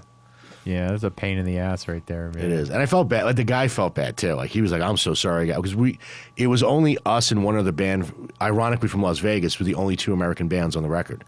So everybody else was Brits and from different parts of Europe, and so they had it easier. And we're telling our people like, "Hey, if you want to buy the record, go online." And we went online, and went, "Holy shit, it's gonna cost them like $40." Like, we'll figure something out. Yeah. Just you come to know, the people show. don't We'll play it for realize- free. Yeah, there you go, Bryn. You can bootleg the show. Yeah. That's it. We'll Yeah, people bootleg don't- it for you. Don't realize what it actually ends up costing to make this thing happen. You know, it's freaking crazy what it costs to make an album happen, recording costs, and the time it Yeah. takes to write it all. And it's just like, support. Yeah. You know, you got to support these local musicians. That's like the most important thing, because agree. it's like otherwise nobody gets anywhere. Well, the sad thing is a lot of the musicians don't realize it either. It's not even just the fans. Did you break it? Let me see. No, it was the arm was in the Oh, line of see, sight of Sean? the lens. Yeah, I he does saw all it the up time. there. But like really, like I think me and you talked about this last time I was on here. Yeah. It's like they'll shell out $5,000 or $10,000 to make a record, and then they have no money to promote it. It's like, what do you think's going to happen? No one's Yeah. going to buy it. No one's going to stream it. You have to hire people to do that. We've got somebody that handles radio pitching for us. We got somebody that handles the Spotify pitching. We got somebody that handles the magazine stuff. And it's at a cost because we want people to hear it, and we're not famous enough to just put it out there and go, everybody's going to listen to it now. It's like, Yeah. no, we have people that work it for us, Like freaking Eminem. Yeah. I mean, how amazing is that? Dude, Like, Eminem- he's just like not going to promote it or anything. He just puts it out when he's done with it and goes, yeah, Yeah. 11 million hits in one day. He can Whatever. record himself farting his fucking but grocery list. He earned it though. He did does. earn No, it. absolutely, yeah. But newer bands, we're not in that situation, and Yeah. and I have to. I don't fight with people, but I have people that ask me from in the last few years. Well, what do you think I should do? And I go, you should do this, this, and that. No, I'm not going to do that. Okay, well then, I don't know what the fuck to tell you. Yeah. Hey, I saw that Wicked Garden. You guys have 500,000 streams on your record. How did you do that? Okay, here's what I did. I bugged every playlist fucking person I can find. I emailed a billion people. I got on the phone. I hired somebody to, and they're like, oh, that sounds like a lot of work. Like, it is a fucking lot of work. Everything's a lot of work, Yeah. man. You don't just get to be this Right. entity that you want to be without, really eating a giant bag of shit. Exactly. And then they would sit there and they're like, well, I'm just going to use Facebook. Well, good luck. You're going to get like 17 people and that's it. Yeah. Right? That's it. It's really hard, man. And I feel bad for Didn't you some- discover this thing? Is TikTok is now how you? Oh, TikTok get your is music out absolutely. now? TikTok is the way to put out music, without a doubt. The A&R people that are working with us right now are trying to figure out how to get us on TikTok. I mean, Yeah. we can get on TikTok. We're actually on TikTok. You can find our music on there. But how to get influencers to use it, because that's where kids discover music these days. It's perfect. Listen to the average pop song, right? It's a 3-minute song if you're lucky, and really it's actually only about 45 seconds worth of music. It's just looped. Yeah. Right? The average TikTok video is 40 seconds. It's perfect. You can get the song to start and get to the chorus before the video is over. It's the perfect way for kids to, and that's how they get their music now. And Wild. I've tried to figure it out. I've watched it. I guess I'm get off of my lawn guy. Like at this point, I don't understand it. I do know that we've gotten a few thousand plays on TikTok from random people, and it pays absolute dick. But it's like, that's how they do it. So when we talked to our A&R person, she was like, "Yeah, we're gonna put together a TikTok fucking campaign it was for you." TikTok worthy. Yeah, yeah. The song is TikTok worthy. Yes. Yeah, and I heard that. I'm like, what the fuck? What does that even mean? Like, I feel bad. Like, I don't feel bad, but like this girl that's working with us, like she's amazing. Her name is Raina, right? Yeah. She is gung ho on this band. She is like, she's all in, right? She's in her mid-20s. She's a musician also. We're in our, we're on the wrong side of 40. Every single one of us in this band, right? And she's explaining this shit to me like TikTok, and I'm like, is that on MySpace? She's like, no. I'm like, fuck, like, I don't know what you're talking about.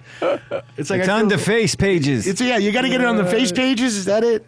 I was thinking about getting one of them. What are those called? Those Google fucking circles. Let's do that. Them Google circles. Yeah, Google. Oh, that circles. went nowhere, Yeah. right? Yeah, the Google social media platform. No. Nowhere. Too convoluted. Yeah. Yeah, that's the problem. It has to be simple enough for the modern idiot to understand it, like Yeah. us, and for a kid to do it, like a 3-year-old. Then that's what it is. And now that the entire entertainment landscape revolves around what can you prove to people in 40 seconds, I mean, Which is absurd. it is. Here's what pisses me off, and not much. Well, no, everything pisses me off, but Yeah, like everything. when it comes to music, that pisses me off. We'll write a song, right? We'll record it, we'll put it out, we'll film a video, we'll edit it, we'll put it on YouTube, whatever the fuck we got to do, right? And hopefully somebody sees it. And then I see a video of some schmuck lip syncing somebody else's song. Yeah. And it's got 85 million views, and I'm like, Yeah. well, I don't understand. Like, Well, they already had 80 million followers. So Yeah. So they can do anything at that Yeah. point. Yeah. Well, it's like, when, watching YouTube to, learn how to play a song or get an idea how to play a song, right? Right. And there's some chick with big tits sitting over a guitar. right? It's like flopping over the. she's a talented player or whatnot, but she's been, that clip's been up for 3 months and she's got 3 million views. It's Right. not the song, okay? Yeah. yeah. No, you're And right. she knows Not it at too. all. Oh, absolutely. She knows it too. Absolutely. And I don't knock her for going for it, but I mean, it's just really that fucking simple. We're all just dumb apes. Yeah, Look at the yeah.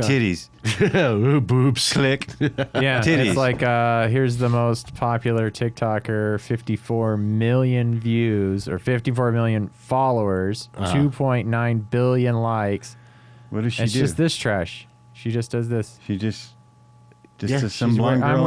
I'm wearing a t-shirt. Yeah, that's it. This is all pedophiles. Oh, absolutely. Yeah. Good call. Yeah. Good call. But even like, I have friends that have done stupid stuff like on TikTok as a joke with, and they're like, dude, I got like 70,000 views on this today. I'm like, what was it? He's like, oh, these kids they was doing this dance and then I tripped over a this? ketchup bottle. I was like, what the fuck? It's ridiculous. It yeah. is. But that's what irks me more than anything else. Like if another band from, it doesn't have to be from Vegas, but if another Vegas band like was to take off, I'd be like, hey, good for you guys. Like I wouldn't be jealous. I'd be like, all right, they, Not at all. No. But like when I see somebody that is literally lip syncing somebody else's shit for 13 seconds and 80 million people are watching it, I'm like, oh, go fuck yourself. Yeah. Like that's not talent to me. Like they're not No. even doing it ironically and making you laugh. They're just literally sitting there just filming themselves lip syncing. Yeah, it's not about talent, it's about it's just about brainless, mindless entertainment. Yeah. Well, then the You thing know. is, too, is that Jesus, the second That's- one's doing the same exact thing. It's just some girl trying on t-shirts. This is ridiculous. And the most frustrating thing about it is it's she's using her freaking cell phone to do everything too. She's Oh, like, yeah. I have this, cell phone, and I'm like, great. That's awesome, Yeah. Fucking filming yourself in the mirror, 35 million people following you. Well, here's the But thing, again, though, it's is an that underage girl filming herself in the mirror all day long. Yeah. but fucking you don't knock pedos. the people that are doing it. It's the people that are supporting it. Right. It's the people that are watching it. It's like I've really taken a back seat to pro sports because of the money. Right. Okay, and look how much they're charging to get into games and drinks and all this other stuff. Well, as long as people are still willing to pay for it, they're still going to charge it. Yeah. Okay, and as long as people, are dumb enough and want to watch this shit that, this chick put on a T-shirt, well, then great. Oh, here's a guy. Zach King is actually doing stuff. He's got like little clips of him putting skits together and such. See, that's a little better. Oh, look at Yeah, like, I don't Here's have a a problem with machete. that. instead of Effort going involved through with it. it. Exactly. That's something you had to think about and All right. I think the frustrating part is the lack of effort getting rewarded so much. It's hard to look at that. yeah. You're like, what the hell?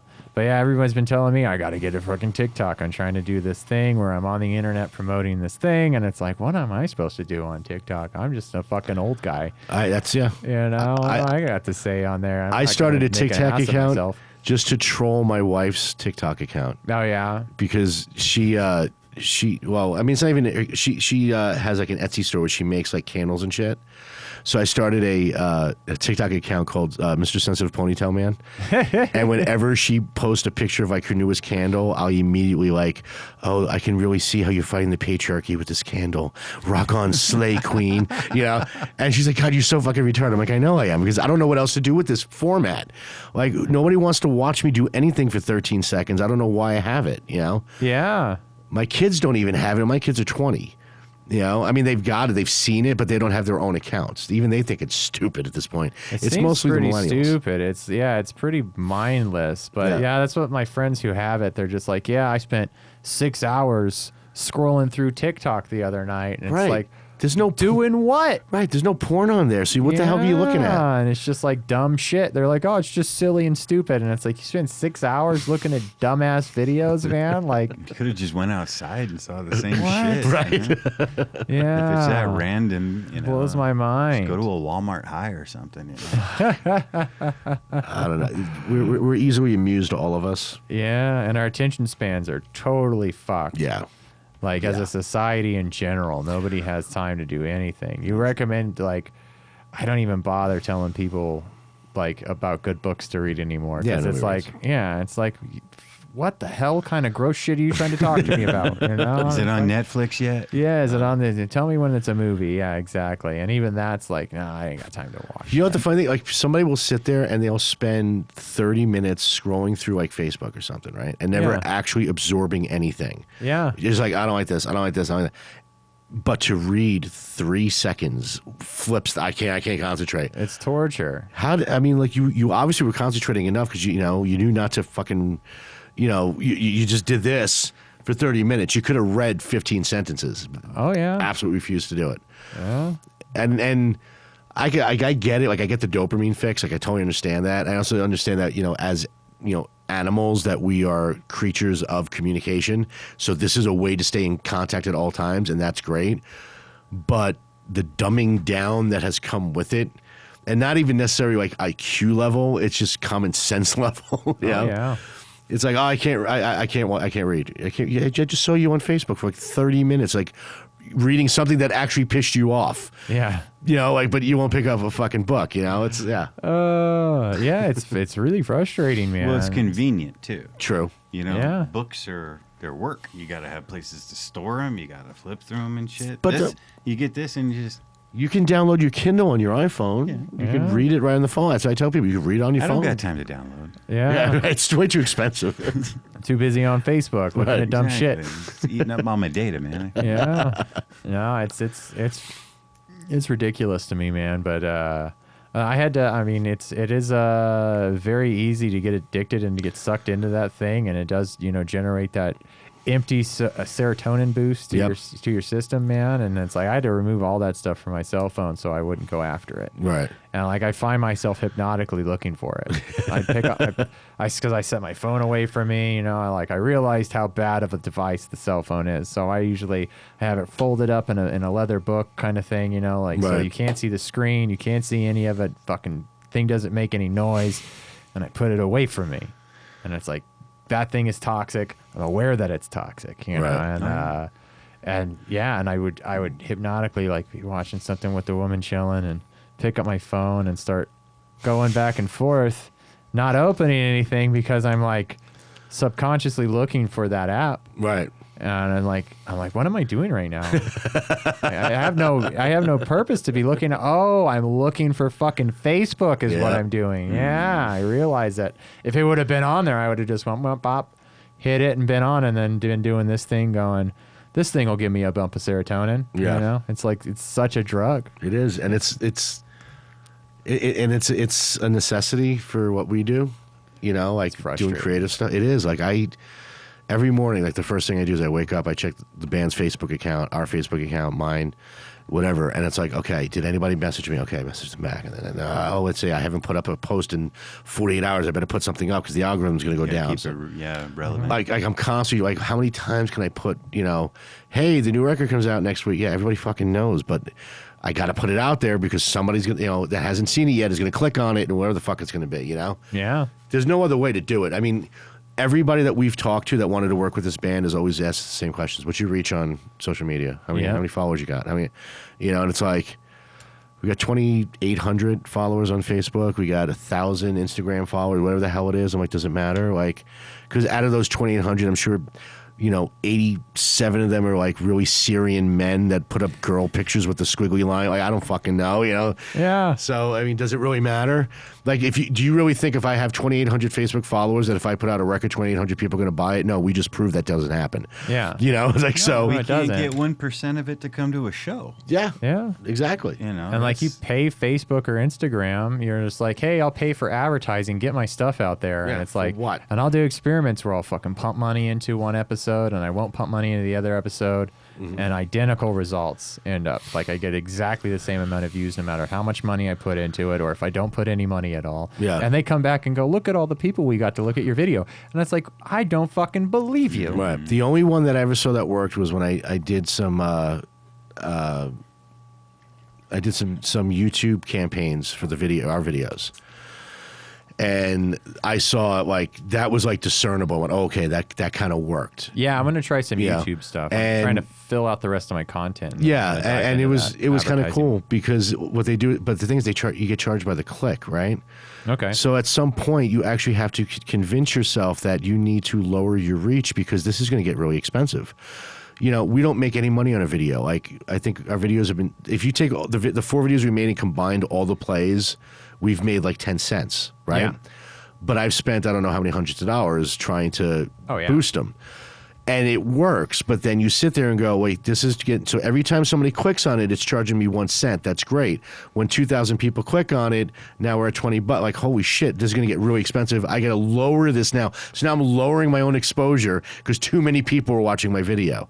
That's the fucked up part about it. That's the thing that makes no sense. Yeah, no, that's scary, man. And I'm about to dive into that at the same time. By the way, there's a subscribe on your YouTube page, my friend. Everybody go check out Wicked Garden Official and Thanks, give sir. them organic clicks. Yeah.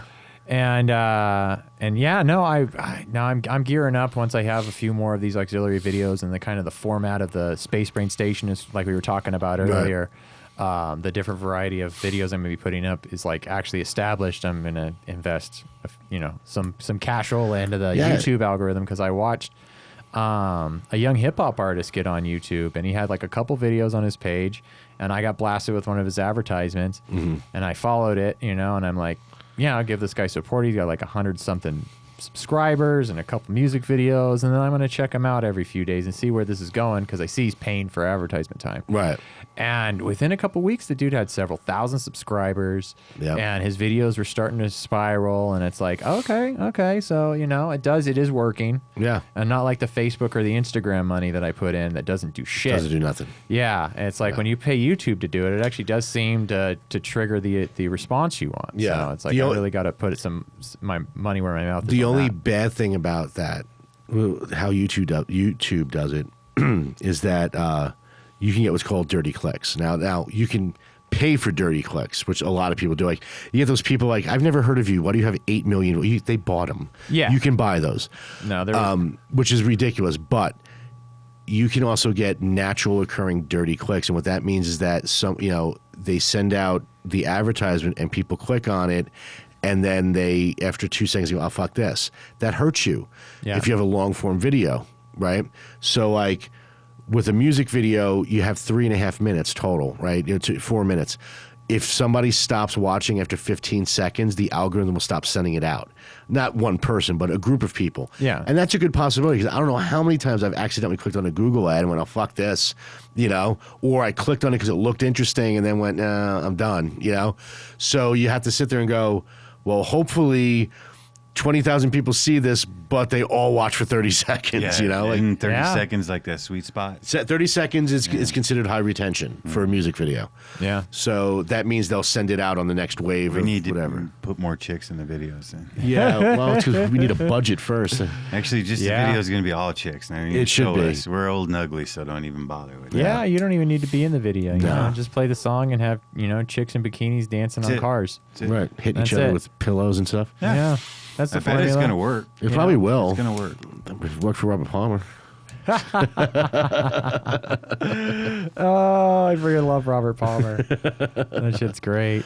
Yeah, that's just, you watch any like hip hop video or any of that stuff, man. It's just, Yeah. hot chicks on cars Exactly. and a couple They- shots of the performer and Rap videos are what fucking hair metal was back in the 80s. oh yeah. Yeah, that's It's what great. it is. Yeah. It's great.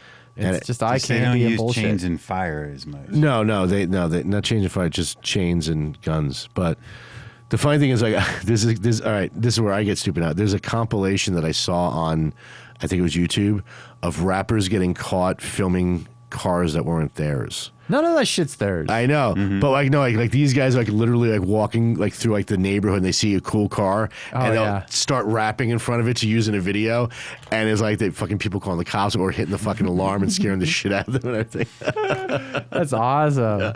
Yeah, I watched the whole thing about like remember MTV Cribs? Yeah. So like they would rent mansions to go on MTV Cribs and talk about, and it's some tech millionaire or whatever, or Right. some business person who invests in the stock market and like actually has a brain and they're like killing it. Yeah. And I was like, of course you can rent my mansion for your music video. I don't even live there. Right. That's like my third mansion, And they're like hanging out in front of this dude's cars, and it's like Yeah, it wasn't even theirs. none of it's theirs. No. And they show it all off as if they made all this money, and like the record label pays for that. Yeah. because they need to present this image because that's what sells records, is that they've been blowing up and they're all millionaires, and really Right. they're like 50,000aires, And now the record label's going to charge them back. That's why Yeah. my favorite episode of that was the one they did with Redman. I don't know if I saw that one. I don't know. He was yeah. like in an apartment and he had like a cash box on top of an old fridge and shit. Nice. He'd be like, yeah, sometimes I go and I get out of the cash box. He'd put it back up there. He's making Kool-Aid on the countertop and shit, but it was real. It was absolutely real. He was in like his mom's house or some Right. shit like that. It was the Yeah. best episode ever. It That was was- so honest. I was like, That's beautiful. Twiggy, Yeah, you got to check it out. It's hilarious. Twiggy Ramirez, his fucking thing was great. It was like his fucking two bedroom apartment in St. Petersburg. He had a fucking above ground pool, had all fucking shit in it and everything. He's like, yeah, and he goes, this is where the magic happens. You go inside, it's like a futon. Yeah, like yes. I think Patton Oswalt did one too. Oh, and really? It was like a two bedroom apartment or something, showing off all those figurines and shit like that. Yeah, because you're an artist, man. It's like starving artists for a reason, and even people that are famous or semi-famous and they're out there and their name's out there, it's like they're not fucking rich either, man. They're working a job. Yep. And it's not coming all the time. You might see like Patton Oswalt, for example. You might see him on a lot of stuff you like, and maybe he gets paid a decent amount of money per thing, but it's like annually, maybe he makes as much money as we do. Sure. But or maybe a little bit more. But that doesn't mean he's a millionaire. I mean, Patton might be. He's Yeah, he's Patton pretty, might be. I think at pretty this famous point at now. this yeah, point. Yeah, I think. Yeah. MTV did that to everybody. Though. They told everybody that fucking bill of goods. Yeah, become famous and all your problems. Yeah, like how many fucking guys do we know that had fucking hits in the fucking 80s that are, doing DoorDash and fucking Oh. shit, Yeah. Yeah. And I'm not knocking it, man. You got to feed your family. I do the same fucking thing. Yeah. But, MTV had everybody believing that, like, oh, you had one hit on the radio, so therefore now you're a millionaire and you have a Porsche. And it's like, no, you don't. And they still don't. They're an entertainment company. They have an agenda. Right. They're selling you fantasy. Well, the thing that gets me is that you still have these, maybe not so much kids anymore, but like, young musicians that still are chasing that dream. Yeah. And it's like, look, if your dream is to be famous, like, then I'm not going to help you. But you have to realize that is not real. Like, at this point, there is so much information out there to prove to you that fantasy lifestyle that they showed you in 1987 was never fucking real. Yeah. It was a very select few people that got to live that way. and they're still. And they didn't get it for very long. Oh no, yeah, it was fleeting real quick. Dude, Yeah, if you're 22 years old and you're, given all this money, you have no idea what to do with No, it or did you- how to live or anything All like goes that. up the nose. Oh. well, no, did you ever read No, what's his name from Winger, Reb Beach? Yeah. Oh, His Reb's fucking such a good story. dude. He's like, yeah, he goes, after the second record came out, him and his wife bought a house in Florida, and right on the beach. And they were like, this is it. We've made it, And then the third record bombed after, the Beavis and Butthead thing. Yeah. They sold it 7 months later. He's like, Yeah. I couldn't afford the mortgage. And I'm like, wow. But that's the reality for a lot of those guys. They thought like all the money was going to come in and they were going to have it for the rest of their lives, Yeah, it just doesn't work that way. No, man. If you want to make money, if you want to make money in the music business, you have to own. Well, you don't even have to own a record label anymore because that's even stupid. It's like, Yeah. how do you make money in a casino? Own the casino. Well, And you just have to be the 0.1% of musicians that do make it like that, Yeah. Well, it's also what you do with the money once you get it. True. You got to have some savvy there as well, too.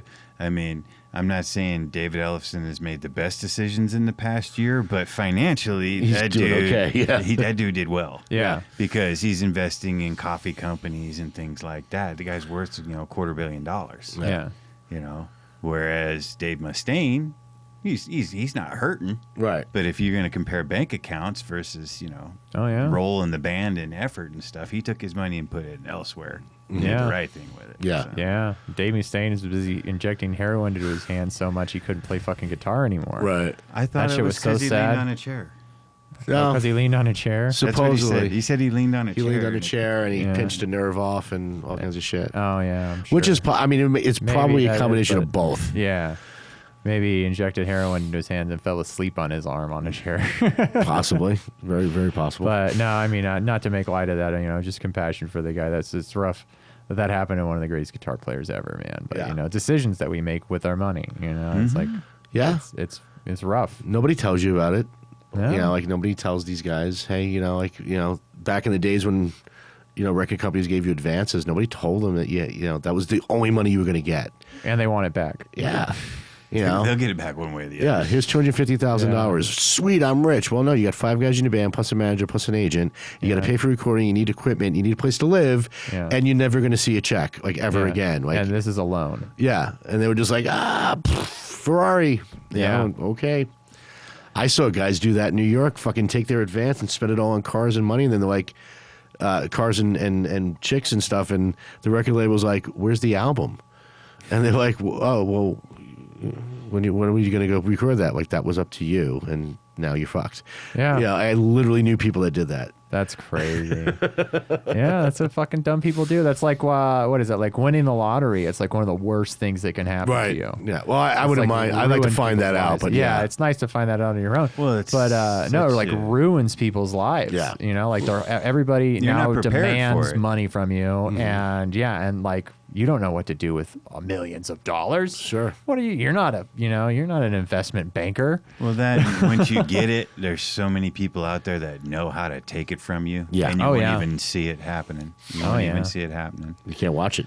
But the people that have money or have earned the money over time or have born into it, that's their culture. They know how to do it. Yeah. That's why they have that term old money, new money, and you can tell the difference really quickly. Oh yeah. Yeah. And new money doesn't last very long. No, I wouldn't mind. I would like the opportunity Right, I to, would to love blow it to- all. yeah. Don't get me wrong. I'll be more than happy to fail. That'll be a fun weekend. Yes. Fun weekend. But $35 million weekend. Yeah, I'm sure people have done it out here in Vegas, man. Can't You take know, it with how ya. much can I blow? I'm Oh, sure, yeah. like they swing dicks with their stacks of cash and how much they blew on their weekend in Vegas.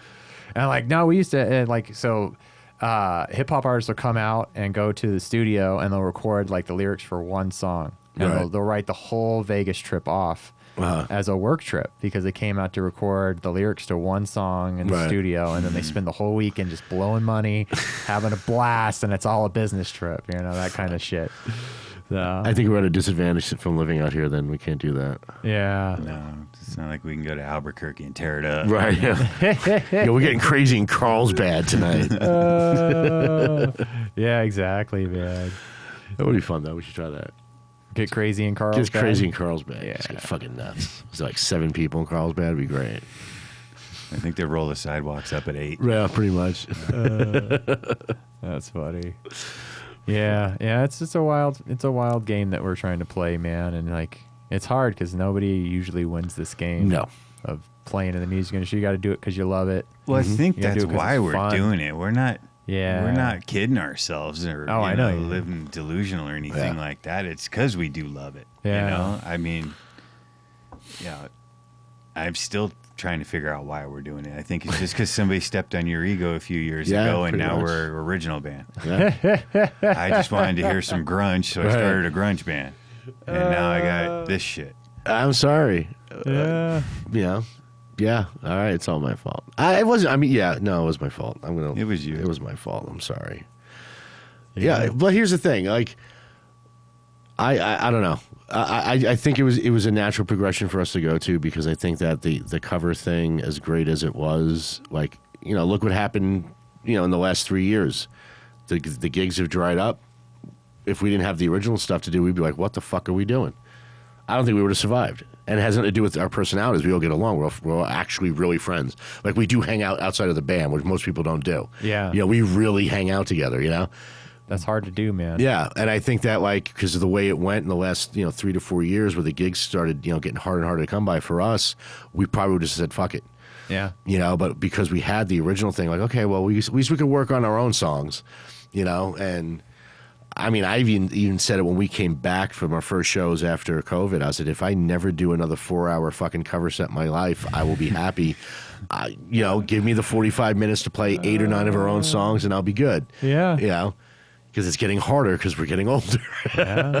Especially after a year and a half off. That first fucking show. That was brutal. Oh, God. Was that in Pahrump? Yeah. We Yeah. played at the Bearded Lady in Pahrump. And we did our usual 4-hour set with no breaks. Jeez, But dude. you were also drinking. Like, it was your birthday, wasn't It was it? my birthday, so I was drinking. But, like, I was drinking like 45-year-old man drinking. Like, I had like 2 or 3 shots and a couple of beers. Like, now that's a lot. Like, when I was 20, that was like 7:30 before I went out, Yeah. And, I'll just say that last hour of that show was a little. yeah, it was a little tight. I could see you getting lower. Right, because Like a horizon, just starting. everything started hurting. I started bending. So I ended up staying the night in a hotel, right? And I got back to the hotel, and I guess I had like a low blood sugar like episode where I started shaking uncontrollably. Oh, God. Right. So I'm laying in the bed, in a fucking the Nugget in Pahrump. Right, in my bed, naked and shaking and sweating, and like, this is how That's they're gonna hot. find me tomorrow. That sounds Yeah. hot, yeah. Well, the thing is, like, I didn't have a good story to tell. Like, if they found me dead in this fucking room tomorrow, there's no coke, there's no hookers. It'd just be a dead fat guy that sweated himself to death in the Nugget in Pahrump. Like, I had no fucking good I story. was gonna say you need like a Lamar Odom scenario Yeah. to make that a good story. Otherwise, yeah, it's a terrible story. Yeah, so I'm going to start bringing little baggies of cornstarch with me everywhere I go. Oh, just drop them. If they find me, I'm just going to drop them. It's like, oh, that's what did it. Like, make it look like I had a good time, Is Not- it getting old fun? Oh, it's awful. Yeah. It's awful. I couldn't walk for 2 days. Like, it was just so bad. brutal, man. Yeah. And then you then you get that pain that you don't know where it came from, but now it affects how you're playing guitar.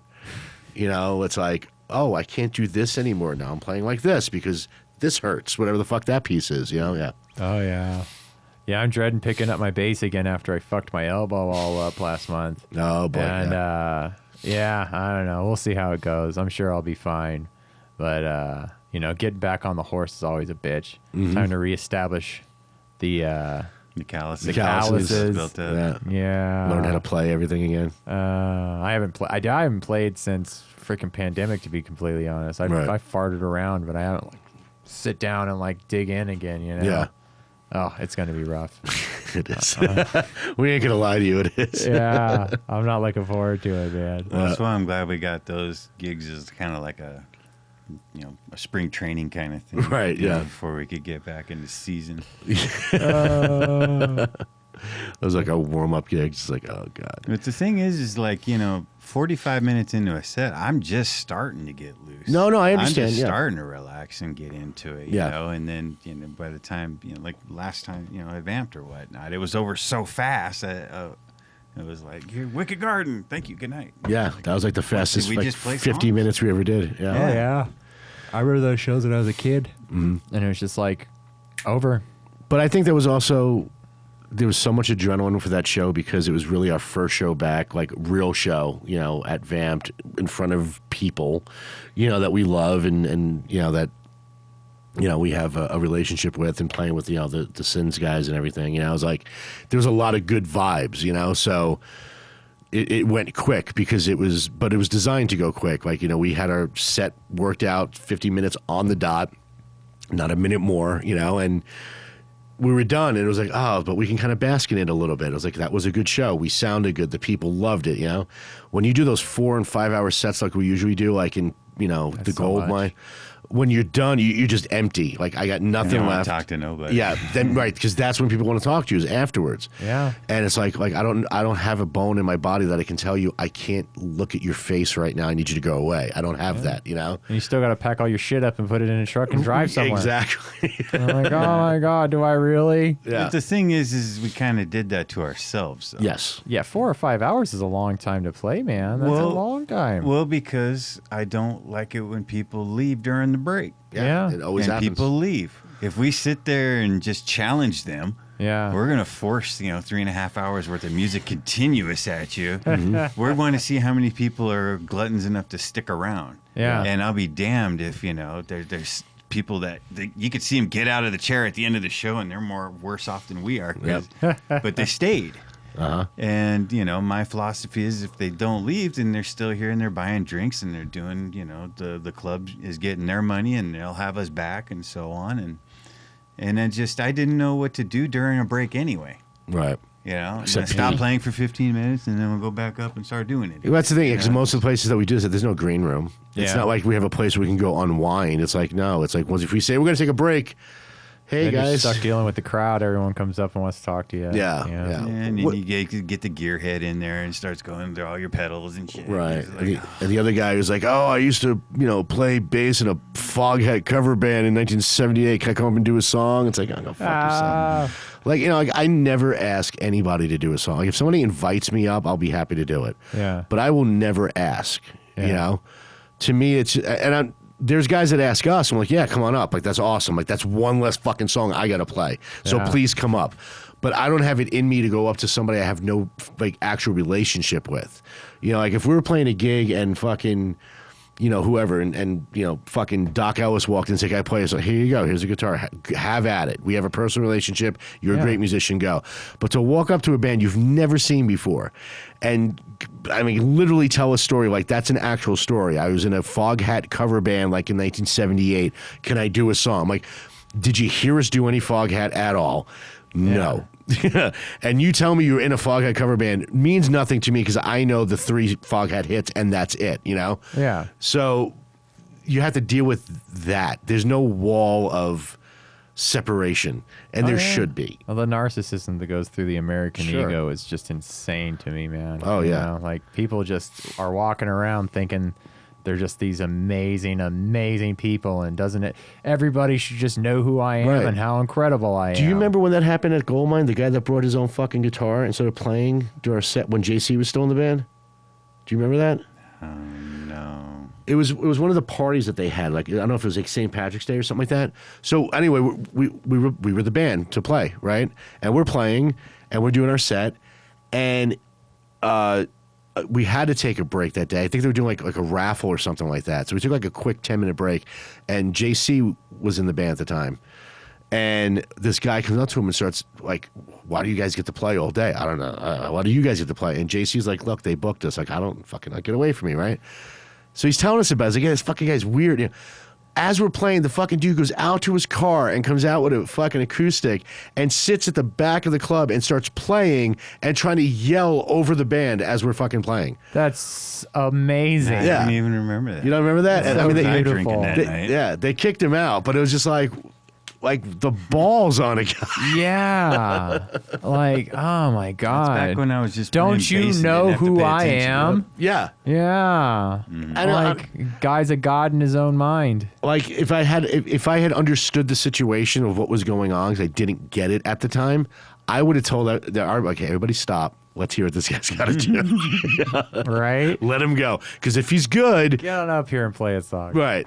But if he's awful, it's going to be so much fun. Yes, it's better if he's awful at that point. I don't know what would be worse, if he was better than us or worse than us, but we could have tortured him more if he was worse. That and how premeditated was that? You know, I'm going to a show. I'm bringing my guitar. Right, like who randomly just has the acoustic? And I mean, I'm getting up there tonight. I don't care what I got to do. Come hella high water. I don't go through proper channels or anything like that. I'm playing Roadhouse Blues if it fucking kills me.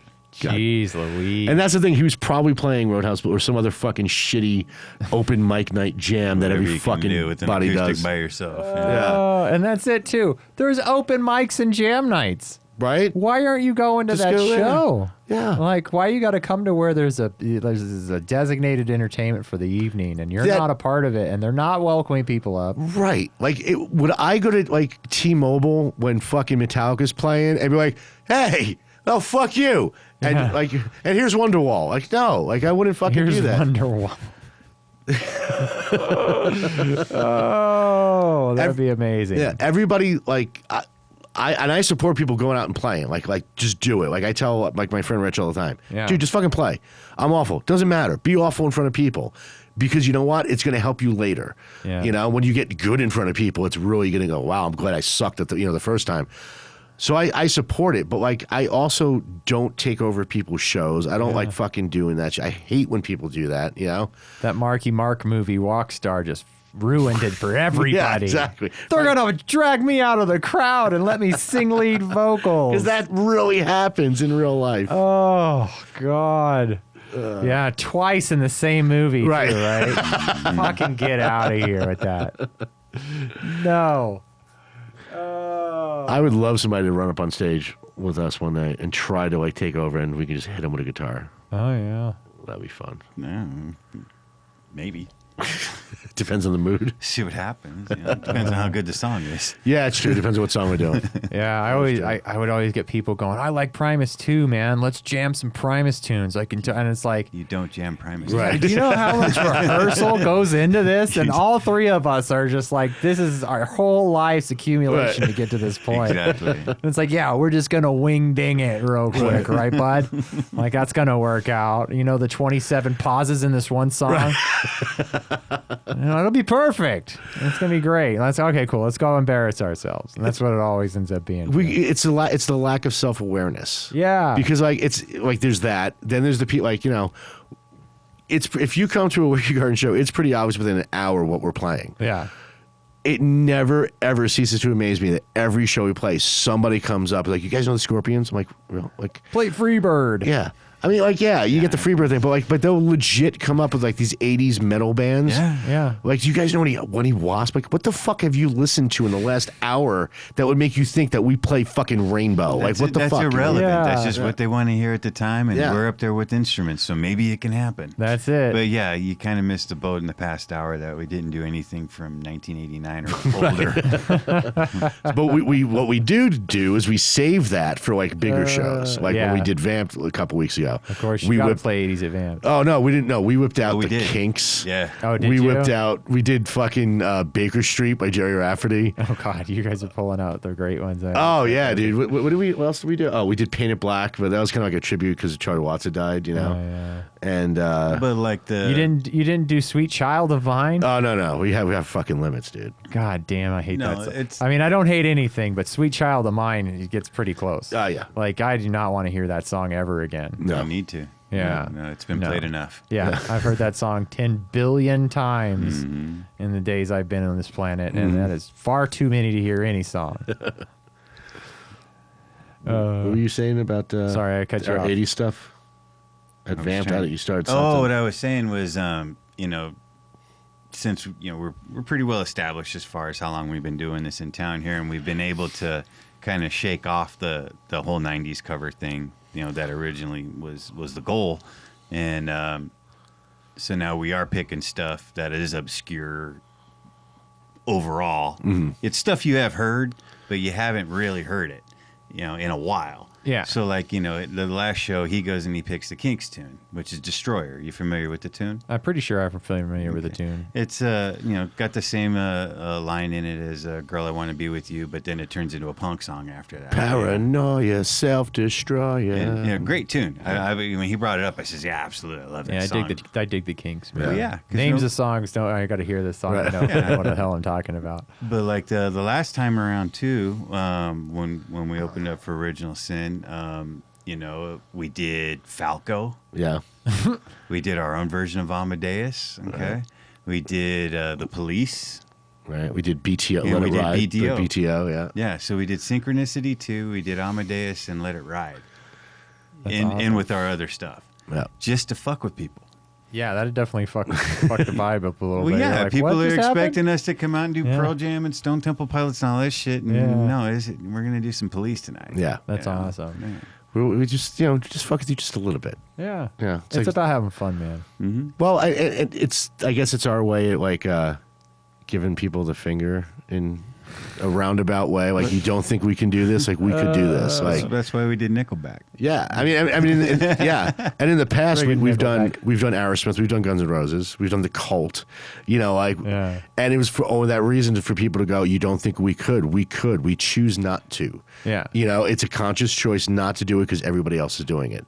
And maybe it's cost us gigs and stuff like that, but like, It's for sure. it's cost definitely us cost us gigs.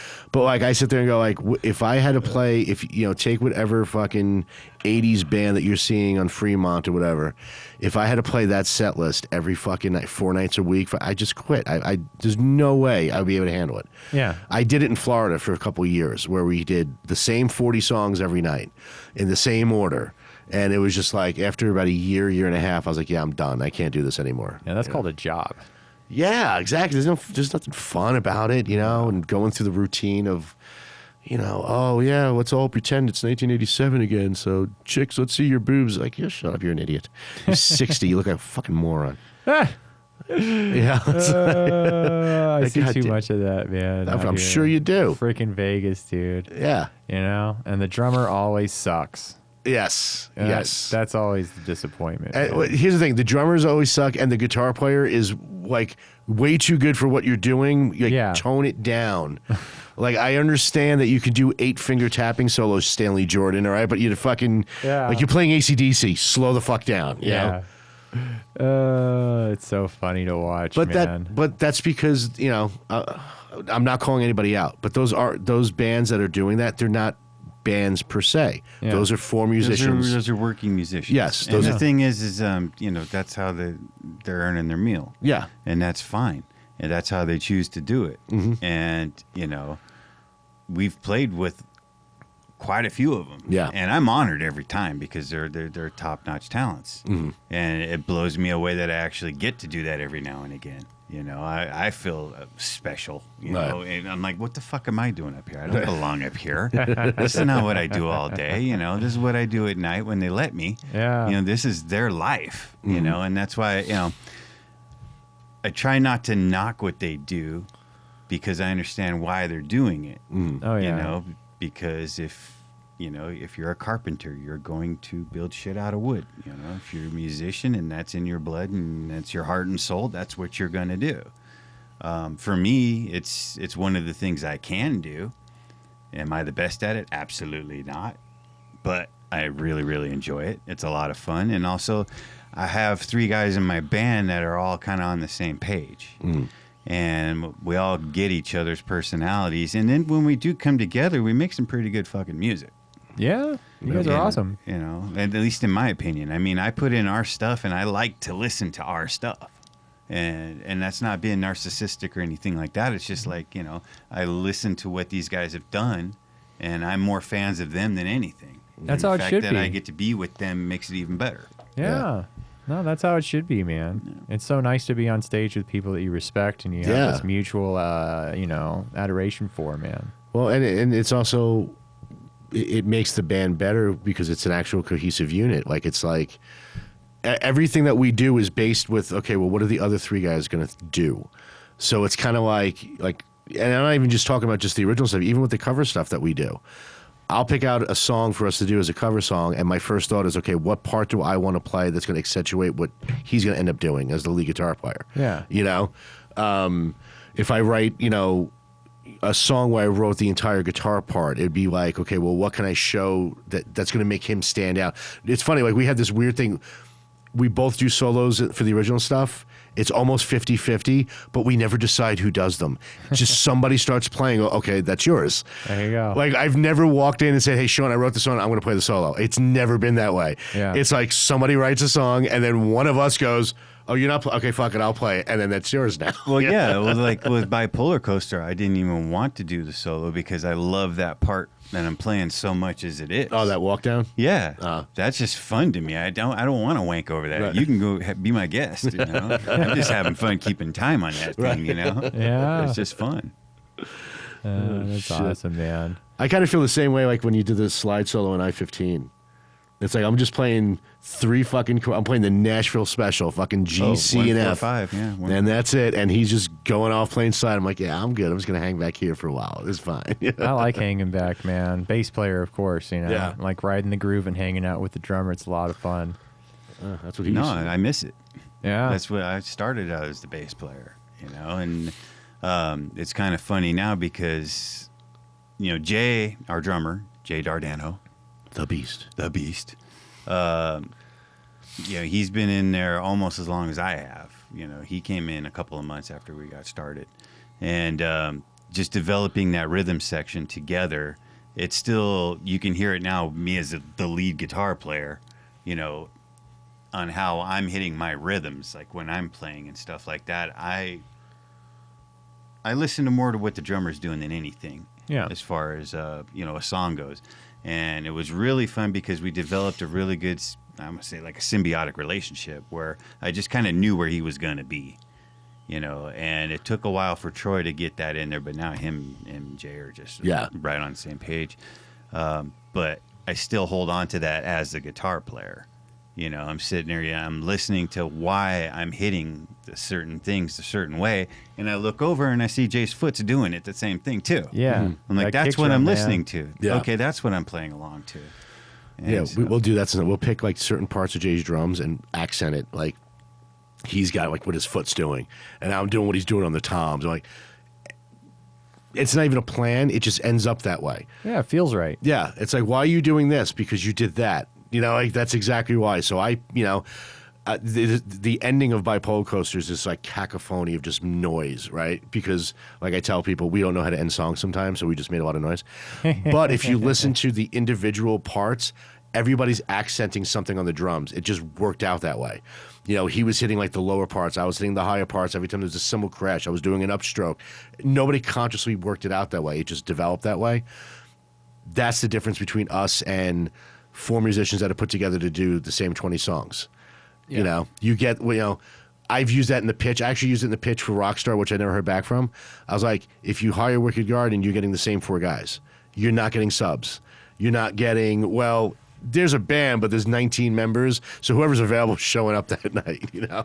Yeah, and in Vegas, I mean, that's the majority of it too. Yeah. Like that's just the nature of the beast that is Las Vegas. There's like, I don't even know how many showrooms and how many, you know, small stages and medium-sized stages out there that they're just eating up the cover band and tribute band industry out here, man. And I mean, there's so much talent, and they're flying people in. Yeah. And it's like like it's crazy. Yeah, I'll never, you know, I met, you know, Tony Coons, Little Tony.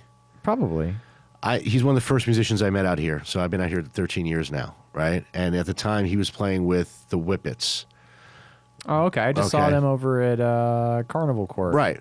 Yeah. So I'm talking to him. Like, we got to become friendly, and I'm talking to him, and he's like, yeah, he goes, tonight, yeah, I'm with the Whippets, and tomorrow I'm doing Wonder Boogie, and then on Thursday I'm doing Alter Ego. And I'm like, how many bands are you in? And he goes, oh, I'm not in any bands. And I'm like, why? And he said flat out, he goes, no. He goes, I work for, like an entertainment company. Like they need somebody, I show up. He goes, if they need a guitar player, Wonder Boogie, I get put on my afro and I go do Wonder Boogie. If the Whippets need a guy, put on the Devo suit. And I'm like, how do you know what to play? He goes, dude, we all play the same songs. Yeah, it's like a That blew my perfect mind. world with that Jamie had perfect world with the Boogie Nights and the Spasmatics and all those bands, man.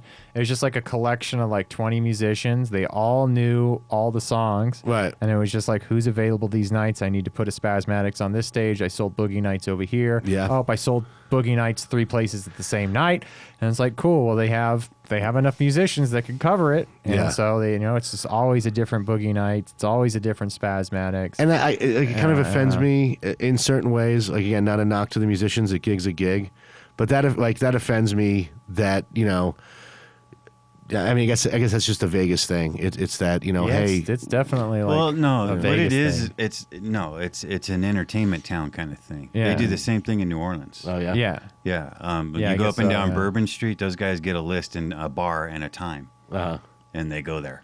And, Oh, wow. And that's what they do. That's definitely like a jazz musician thing too, Yeah. It's like jazz players are just like, we just need a keyboardist or we just need a bass player, and they show up and it's like, you know how to fucking play jazz or you don't. Right, exactly. We're playing in the key of C, man. Let's get down, And, and it's wild how some of these professional musicians can get by like that, but they're pros. That's what That's they do. why they're good at what That's they why do. Yeah. And like I said, I'm envious of the ability to be able to, just go ahead and do that. But then at the same time, it's got to get monotonous.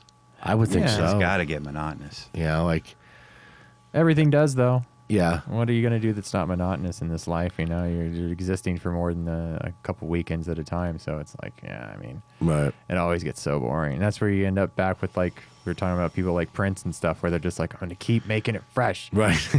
David Bowie, right? It's like every single album's going to be a different character that he's playing. And Yeah. Yeah, Totally different vibe. But they got the trying as hard as they can not to let it get monotonous. Well, they had the freedom and the capacity to be able to do that. Yeah. Imagine if you had that kind of freedom and then those kind of resources behind it to be able just to put out whatever the hell you want. Oh yeah. Well, they took the risk to do it. They went for it, and it takes a lot of balls. Yeah. To try to reinvent yourself and like basically alienate your fan base every single time around. Mm-hmm. You're just like, well, I know you really like the last thing I did, but fuck you. Here's my new thing. I what hope I you do dig it. now. If you don't, I don't care. Cause whatever. Yeah. Fuck it. Yeah. I like to have a fan base first, and then I can alienate them. One by one, song by song, At a time. just picking them off. That's funny. No, you guys have a solid fan base going on, man. You guys got a few thousand people on all your social media accounts, and I've done your shows. I see the people showing up. Yeah, back in back when you were there, yeah. When we used to get booked, yeah. We used to bring people in. So, Now I don't know what happens. oh bullshit. No, we no. You guys have fun, man. We have a ball, and wherever we play, and you know what? Like I said, we know the reasons why certain things happen. We know people talk shit. We hear it, by the way. You think we don't hear it? We fucking hear it. We know exactly who the fuck you are, but we're bigger people, just so you know. Maybe not physically, but we'd probably still kick your ass. Nah, Anyway. I think we're just highly apathetic and don't give a shit. Yeah, we really don't give a shit. Like, what are you gonna do? You gonna tell me my band sucks? What am I gonna do? Cry? Like, oh, good, congratulations, thank you. Hey, when's your record coming out? Oh, it's not. That's what I thought. Go fuck yourself. That's how I look at things, Yeah. But it's also a matter of, we've earned certain things. I believe that has not come to us yet, if that makes sense. Yeah. I honestly believe there are certain things that we should have or had by now that we haven't gotten for reasons I just can't explain. Yeah. We've established ourselves not only as a cover act, but also as a legit, original act with actual sales to prove it and streams and what the hell you want to call it to prove it. And there's no reason why, like, when certain, mid-sized headliners come through, that we're not a band that you call, to go, hey, you should open for those guys, and then we look at the band that is open. It's like, they've played 2 shows. How the fuck did they get that gig? Like, what the fuck happened? There's a little animosity. Yeah. A little bit. No, I think we just need to start playing happier songs. No, because that means we got to be happier people. All of our tunes are so depressing. Yes, we're so Let's hate your They dad make music. you think. Right. Just Music make you makes think. Yeah. Yeah. I just want to think about chicks and liquor. Right. We need to switch that. I'm going to write some Yeah. songs about cars. Well, no, that's the funny thing, though, is if we did do that, we would be working. We'd be working. If we started just switching all that and just dumbed everything down and whatnot, it would work. But we can't do that. No. Because that's not why we're in it. Yeah. Yeah. We're not in it for that. Don't care. Like, what am I going to do? Brag? Yeah. Stick to it. Yeah. Stick to being Wicked Garden. I like you guys. I think you're fantastic. We're like Stuart. What was his name? Stuart. I like me. Oh, I'm good enough. I'm smart. enough. And gosh darn it, people like me. And I think on that note, we're almost at 2 hours. Oh my God. That went by that's fast. okay. Yes, it did. Yeah. And that's okay. So, yeah, let's get you guys out of here, and I'm gonna do some promotion for you here. You guys have all the regulars. You got the Facebook, Wicked Garden Vegas. You got the Twitter and Instagram, Wicked Garden LV, and you have the website, right? Wicked Garden. Is it LV? Yes, WickedGardenLV.com. WickedGardenLV.com. The new album Bipolar Coaster coming out tomorrow. October 19th. So, Be there. Yeah, I dig it. It'll be on Spotify, and you can get it All of on it. all the regular outlets. Yep. Whatever you get your music on, Wicked Garden will be there. And you can buy it, which we would prefer, but just listen to Yes, it. definitely buy it and support the music industry. You have to support the music That's industry. it. If you want to buy a physical CD, go to the website or email one of us. But everything I'll else, bring it to you myself. We will hand you go. deliver the Signed. CDs. Only $6. Come on, folks. $6 for 5 songs. It's amazing. That's a pretty good price right there. I would have to so. say. Yeah. That's amazing. So yeah. So I'd love to thank my guests, Wicked Garden. You guys are incredible. Thank you, sir. I hope to have you back on again. And this has been To the Fullest with Jason Froberg. Make sure you hit that subscribe button, give us a like, ring the bell, follow me at social media at Space Brain Station, and yeah, peace. Late.